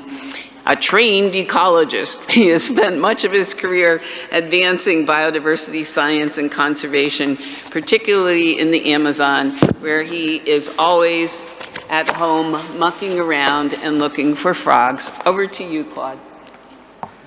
Thank you. I tell you frankly, right now, I wish I was mucking around looking for frogs. But thanks to Rosina and Ken for moderating a great panel. Thanks to the panelists. This was one of the most diverse and rich panels that I've witnessed in the last several years. I also want to thank all the roundtable leads and the roundtable panelists.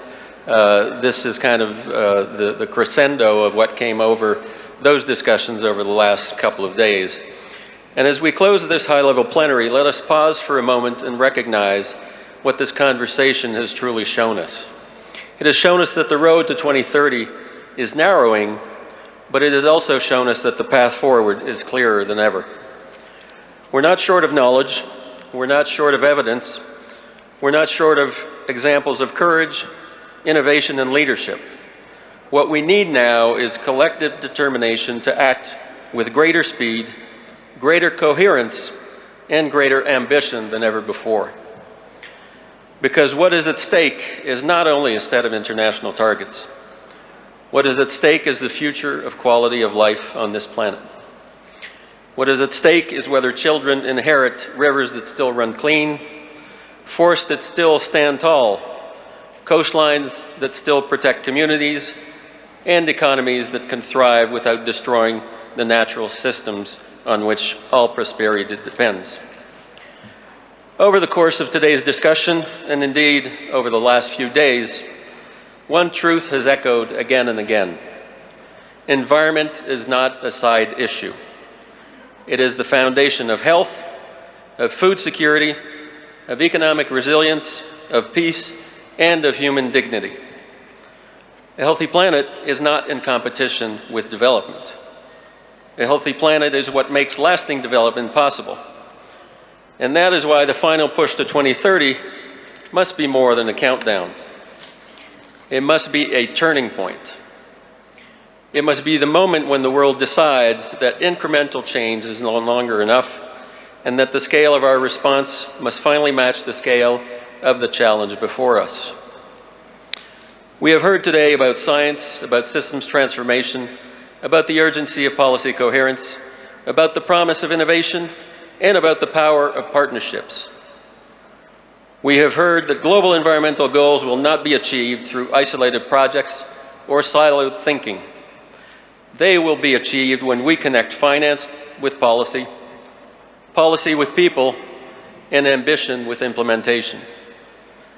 They will be achieved when we stop treating nature, climate, and pollution as separate files on separate desks, and instead confront them together as one shared test of the leadership of our time, and probably the most imperative test that will confront our generation.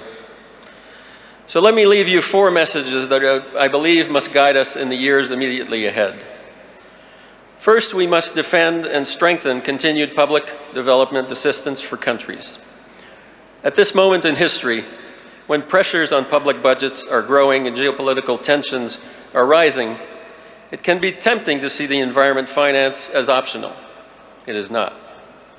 For many developing countries, especially least developed countries, small island developed states, and fragile and vulnerable countries, ODA funding remains the cornerstone of action.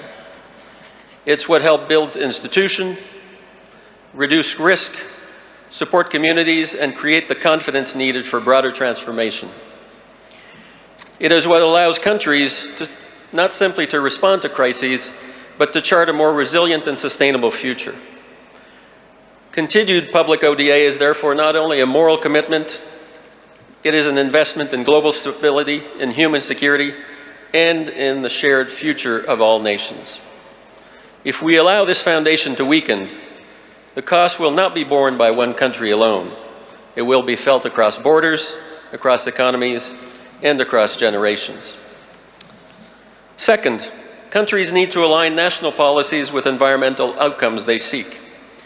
We cannot say we're committed to sustainability while still rewarding the destruction of ecosystems, the overuse of natural resources, or the pollution of air, land, and water. We cannot ask ministries, investors, and communities to move in one direction while the incentives embedded in public policy pull in another. Policy coherence is not a technical detail. It's a precondition for transformation. It means that finance ministries, planning ministries, agricultural ministries, energy ministries, and environment ministries must work from the same map and towards the same goals. It means that the signal sent by governments must be clear. The future belongs to resilient, nature-positive, climate-smart development, and public resources must reinforce that future rather than obstruct it. This is not always easy, but leadership is not measured by avoiding difficult choices. It's measured by making the right ones. Third, we must look for the full power of private capital and ensure that the private sector becomes not just a source of finance, but a true partner in governance and delivery of global environmental outcomes. Public finance can catalyze, de-risk, and lead, but it cannot close the nature funding gap on its own. We need banks, institutional investors, corporations, and innovators to engage at a fundamentally different level. We need them not only to finance transition, but to shape it responsibly.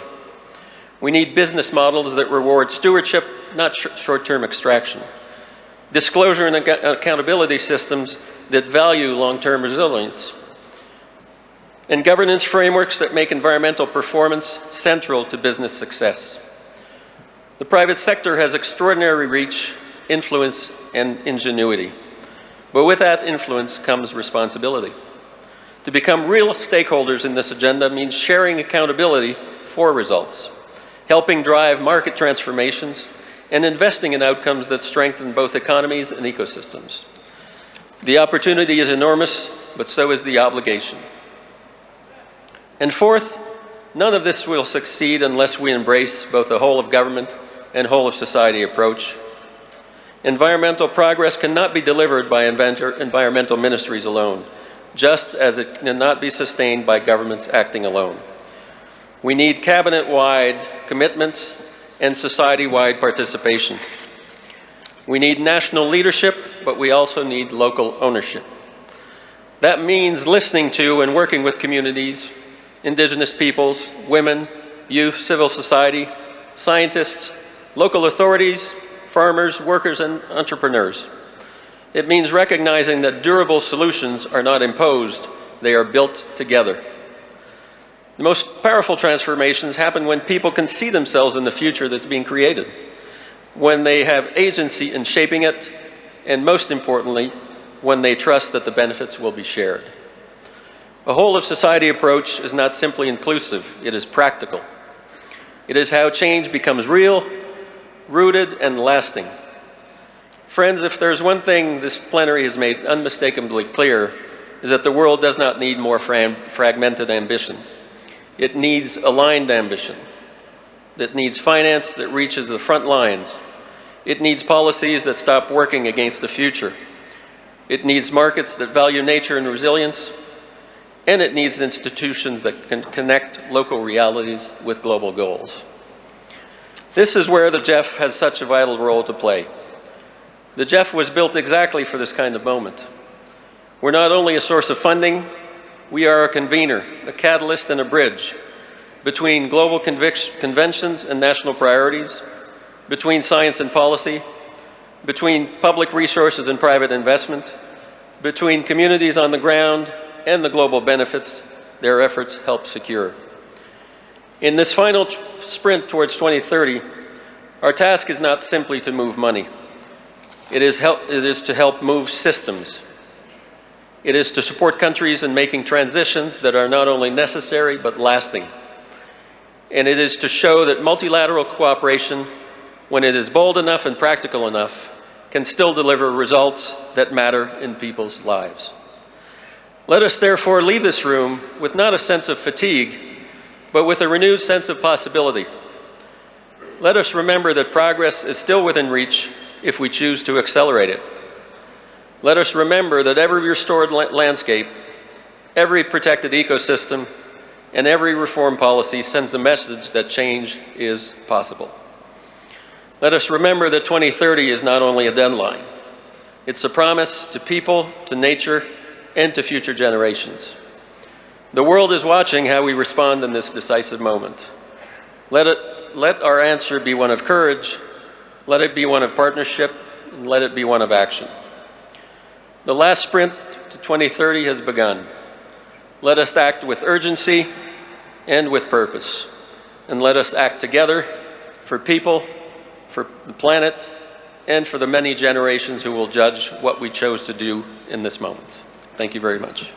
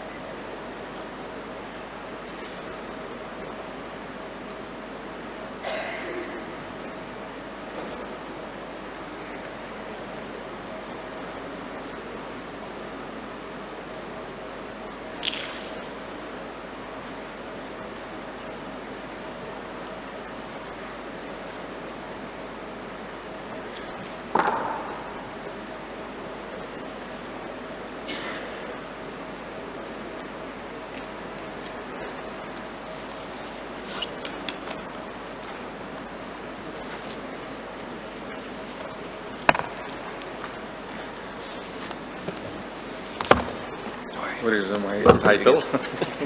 Put it here.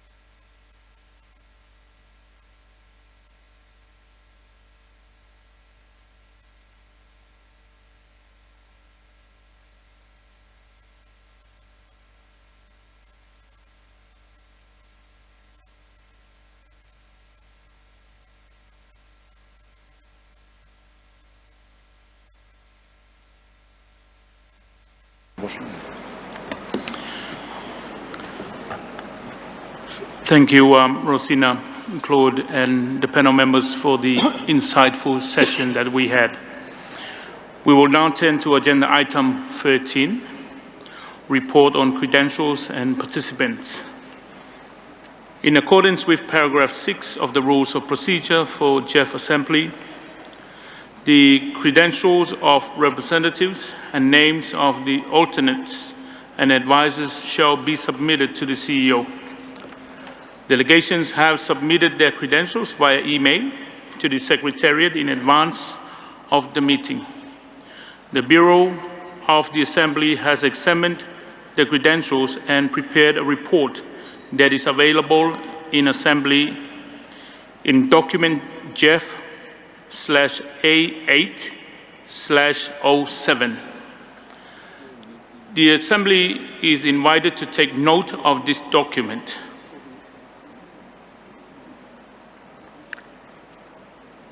Paragraph 14 of the instrument for the establishment of the restructured Global Environment Facility calls upon the Assembly to keep under review the participants of the facility. The GEF currently has 186 participants. Document GEF/8/02 present a list of participants in the GEF together with the date on which the Secretariat received their notification of participation in accordance with paragraph 7 of the instrument. The Assembly is invited to take note of the reports.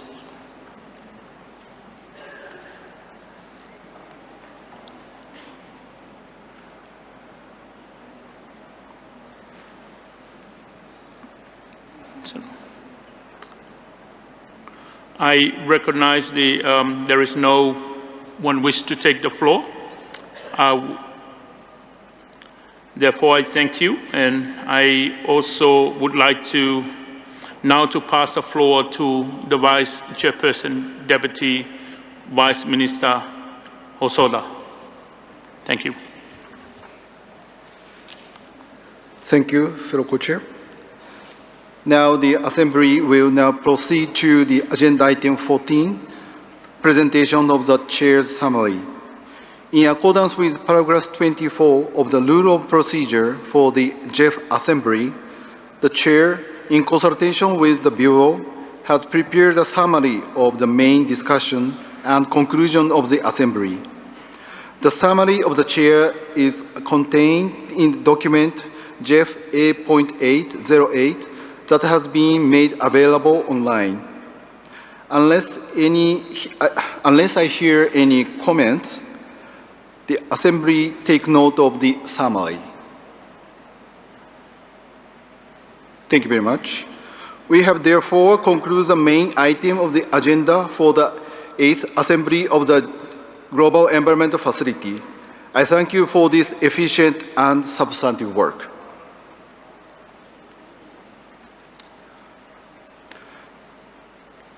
Distinguished delegates, we are now approaching the final item of our Assembly agenda.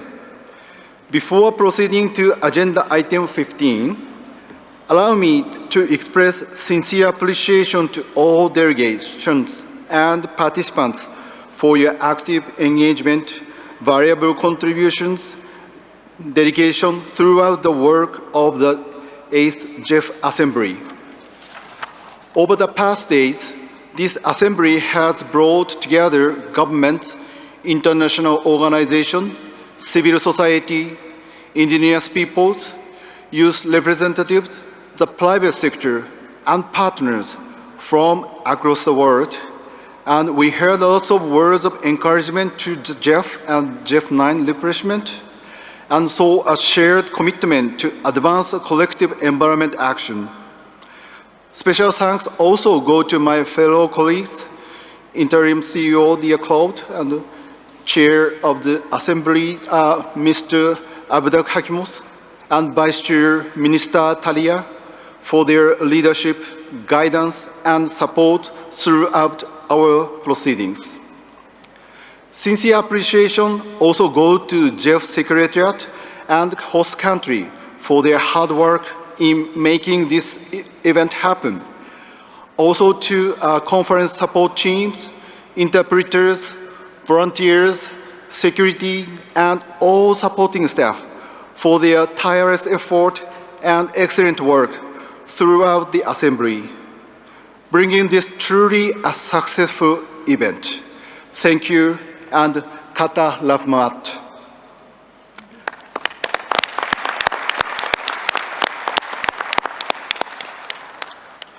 With this, we shall now proceed to agenda item 15, closing of the Assembly.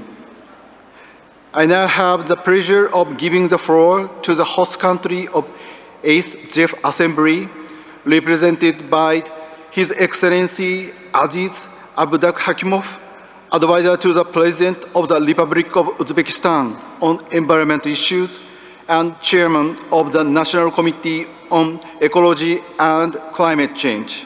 Excellency, you have the floor.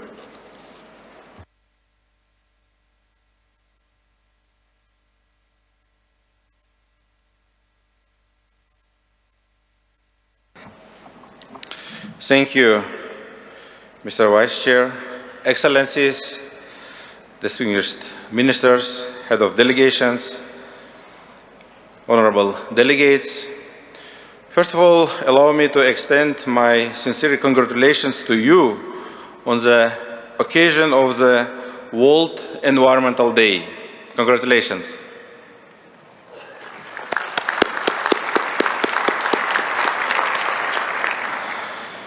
There is an old saying in our region: a journey is measured not by distance, but by the friendships made along the way. Over the past days in ancient Samarkand, we have advanced the global environmental agenda, strengthened partnership and trust. It is especially meaningful that this assembly is taking place in Uzbekistan, where ambitious environmental reforms and initiatives reflects the policy of openness, constructive international engagement, and regional cooperation promoted by the President of the Republic of Uzbekistan, His Excellency Shavkat Mirziyoyev. On behalf of the Republic of Uzbekistan, I sincerely thank all participants of the 8th Assembly of the Global Environmental Facility. I thank the GEF Secretariat, the GEF Council, implementing agencies, convention secretariats, civil society organizations, indigenous peoples and local communities, youth representatives, scientists, media, development partners, and all delegates whose actively engagement has made this assembly a success. Over the last several days, we have held productive discussions across the 9-level roundtables, more than 50 side events, bilateral meetings, and informal exchanges. The GEF Council reviewed and approved key decisions, including the GEF 9 programming directions and GEF work program, the updated STAR policy, the selection progress for lead agencies of GEF 9 integrated programs. With almost all GEF 8 programming resources utilized, these decisions provide a solid operational basis for GEF 9 cycle, guided by integrated nature-climate pollution approach and supported by the consideration of more than $200 million in environmental project financing. We welcome the stronger focus on integrated programming, innovative financing and inclusive participation, including the aim to direct at least 20% of GEF 9 cycle resources to indigenous peoples and local communities. The discussions highlighted the value of the GEF Small Grants Program and inclusive conservation initiatives, while reaffirming civil society, youth, women, and local communities as full partners under the all-of-society approach of GEF 9 cycle. According to preliminary media monitoring, GEF 8 Assembly generated around 2,500 mentions in 25 languages across over 70 countries, reflecting strong global interest in the Assembly and Uzbekistan's growing role in environmental diplomacy. Dear colleagues, located in the heart of the Central Asia, Uzbekistan emphasizes that environmental challenges such as air pollution, land degradation, biodiversity loss, and climate change cross national borders and require collective regional responses. For Uzbekistan, this assembly has also delivered tangible outcomes. During the course of this week, agreements were reached on several national and regional environmental projects and initiatives with a combined value exceeding $80 million. I am pleased to announce that Central Asian countries have agreed to jointly develop a regional program for conserving big cats and their ecosystems across the region, with a view to seeking support under GEF 9. Yesterday, with the official launch of the Central Asia Water and Land Nexus program, first conceived at the previous GEF Assembly in Vancouver, and now brought to life in Samarkand as a clear example of continuity, partnership, and regional cooperation. In addition, parallel to GEF 8 Assembly, we hosted Expo Central Asia 2026, which brought together nearly 10,000 participants from our 150 countries, featured more than 120 pavilions, and resulted in agreements on nearly 300 Can you imagine 300 green projects, including agreements worth $520 million US. Using this opportunity, I invite you to participate in Eco Expo Central Asia in next year, to be held on the margin of the Tashkent International Investment Forum dedicated to sustainable development and green investment, as a practical platform for green technologies, sustainable solutions, and international investment cooperation. Distinguished participants, allow me to recall the initiatives announced by President of Uzbekistan at the opening of this assembly, reflecting our commitment to environmental sustainability through nationwide programs delivering measurable improvements and strengthening ecological resilience. They conclude announcing Samarkand as the green investment and innovation capital of Central Asia. For mobilizing green finance, promoting environmental technologies, advancing scientific cooperation, and accelerating the transition to sustainable climate resilience future. The President also announced Uzbekistan's decision to become a donor country to the Global Environmental Facility. This shows our readiness not only to benefit from cooperation, but also to contribute to global environmental actions.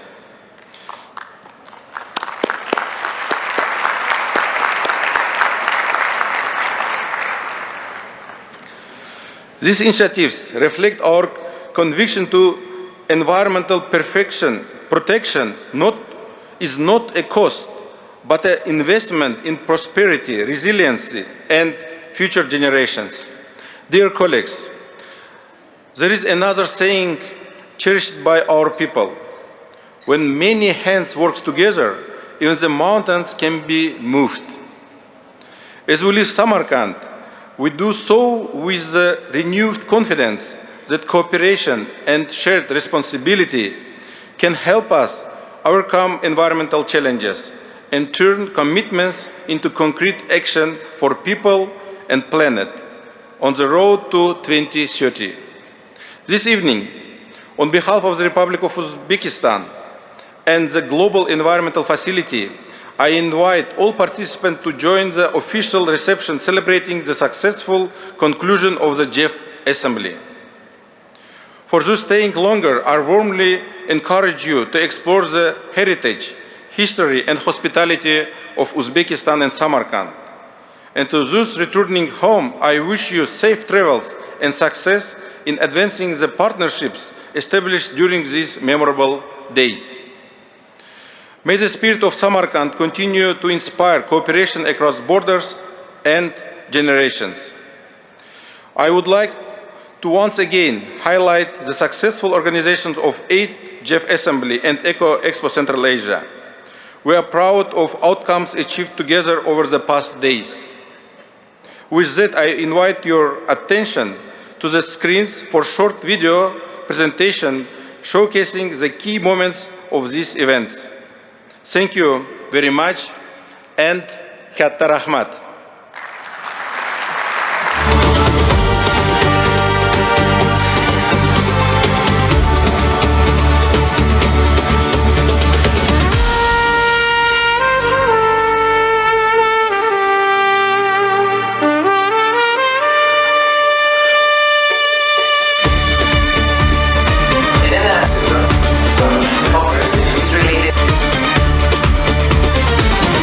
All together,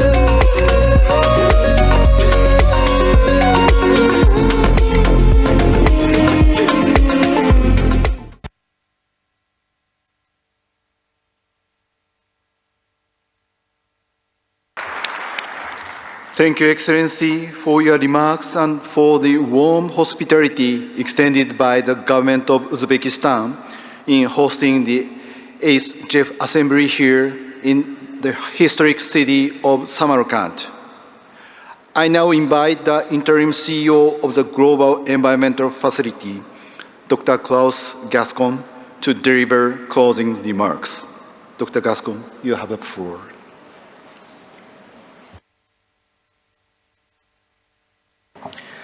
Thank you very much. Excellencies, distinguished delegates, partners, and friends. As this 8th GEF Assembly comes to an end, the work in GEF 9 is just starting. I have one simple reflection I would like to leave you with. What we have seen here is not only a discussion about environmental priorities, it is a reminder of what is possible when the world comes together with shared purpose. Across this Assembly, we have heard many perspectives, many experiences, and many calls to action. Taken together, they point to something larger than a single intervention or institution. They point to the need for stronger collective effort, one that is more connected, more responsive, and more inclusive of the full range of voices and partners needed to shape the future. That, at its core, is what the GEF represents. The GEF is a partnership. It was built on the understanding that no one country, no one institution, and no one sector can meet these challenges alone. Our value and strength lie in bringing together countries, conventions, agencies, civil society, indigenous peoples, local communities, the private sector, and many other around for a common purpose, to deliver global environmental benefits in ways that also strengthen lives, livelihoods, and resilience. As we look forward towards GEF 9, that partnership must become even stronger and more ambitious. Our tent needs to be inclusive of everyone.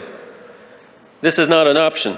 It's the foundation of effectiveness and legitimacy. If we want durable results, we must continue widening participation, deepening ownership, and ensuring that those closest to the challenges also help shape the solutions. The more inclusive we are, the more relevant, more trusted, and more impactful we will be. And that matters because the next phase of our work will require more than ambition alone. It will require solidarity. It will require listening. It will require the ability to connect global goals with national realities and local ownership. Above all, it will require us to keep faith with the idea that multilateral cooperation can still deliver in a world that urgently needs proof that it can. So let me end with gratitude. My sincere thanks to all participants for your engagement, your ideas, and your commitment throughout this Assembly. I wish to thank, obviously, our Chair and Vice Chairs for their leadership and guidance during this Assembly. And let me offer our deepest appreciation to our host country, Uzbekistan, for your generosity, your warm welcome, and your leadership in bringing us together. Your hospitality has created not only a successful Assembly, but a shared sense of purpose and possibility. Let us leave with a renewed confidence in the power of partnership. Let us carry forward the spirit of inclusion that must define GEF 9. And let us work together with greater determination and an even wider circle of partners to build the future we all seek, a healthy planet for all. Before showing the last video of this Assembly, I would like to thank all of the GEF Secretariat and the national team from Uzbekistan for their dedication and hard work, and to which I'm eternally proud to call my colleagues. Thank you very much.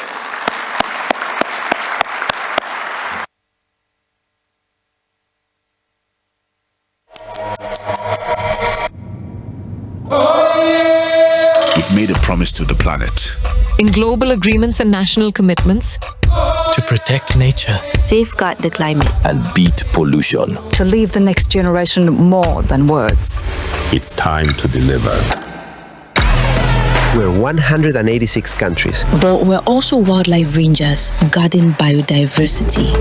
Farmers restoring the soil. And coastal communities preserving the places they call home. Together, we're turning global cooperation into local action. And now we're going further. Because delivering on our promises means more than funding projects. It means working across government and across society. And reimagining systems with integrated solutions. Food systems that nourish people without destroying nature. Cleaner, safer cities.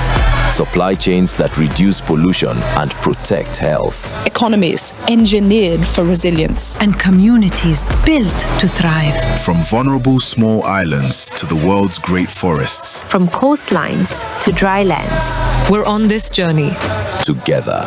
Because when countries lead and communities shape solutions. When partners commit and public investment unlocks private finance. Then conservation becomes opportunity. Knowledge turns into action. And ambition into results. This is more than just a vision. It's our promise. Are you with us?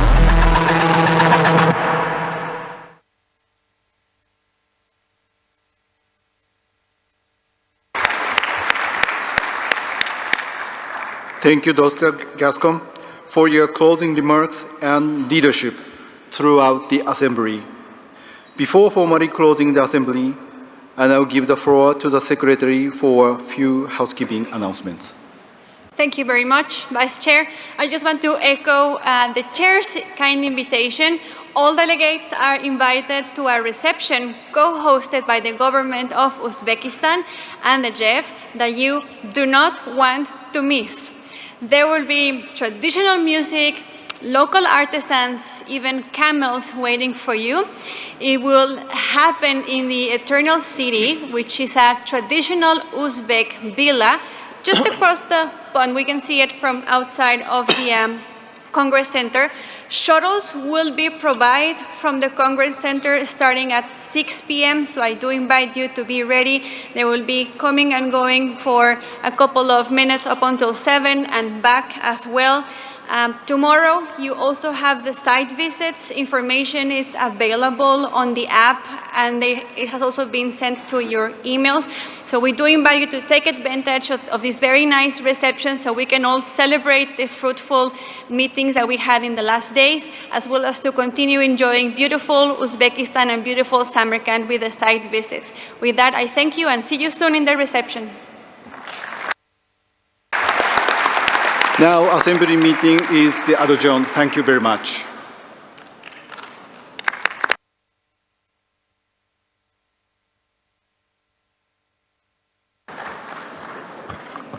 Thank you very much.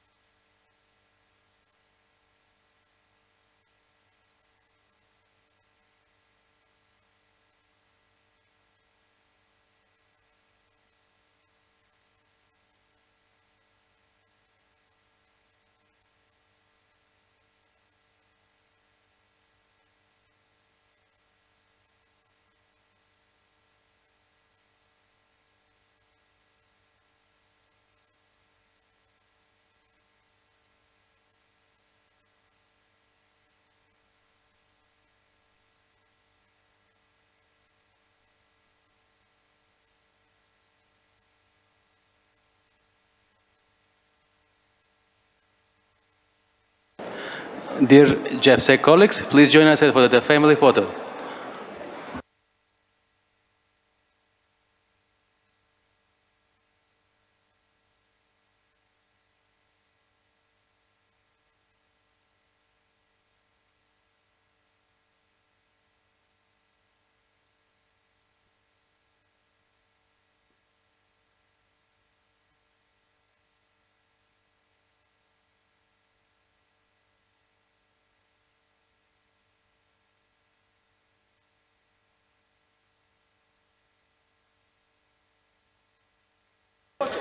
Can we invite the GEF staff and the Uzbek team to come up on the stage, please?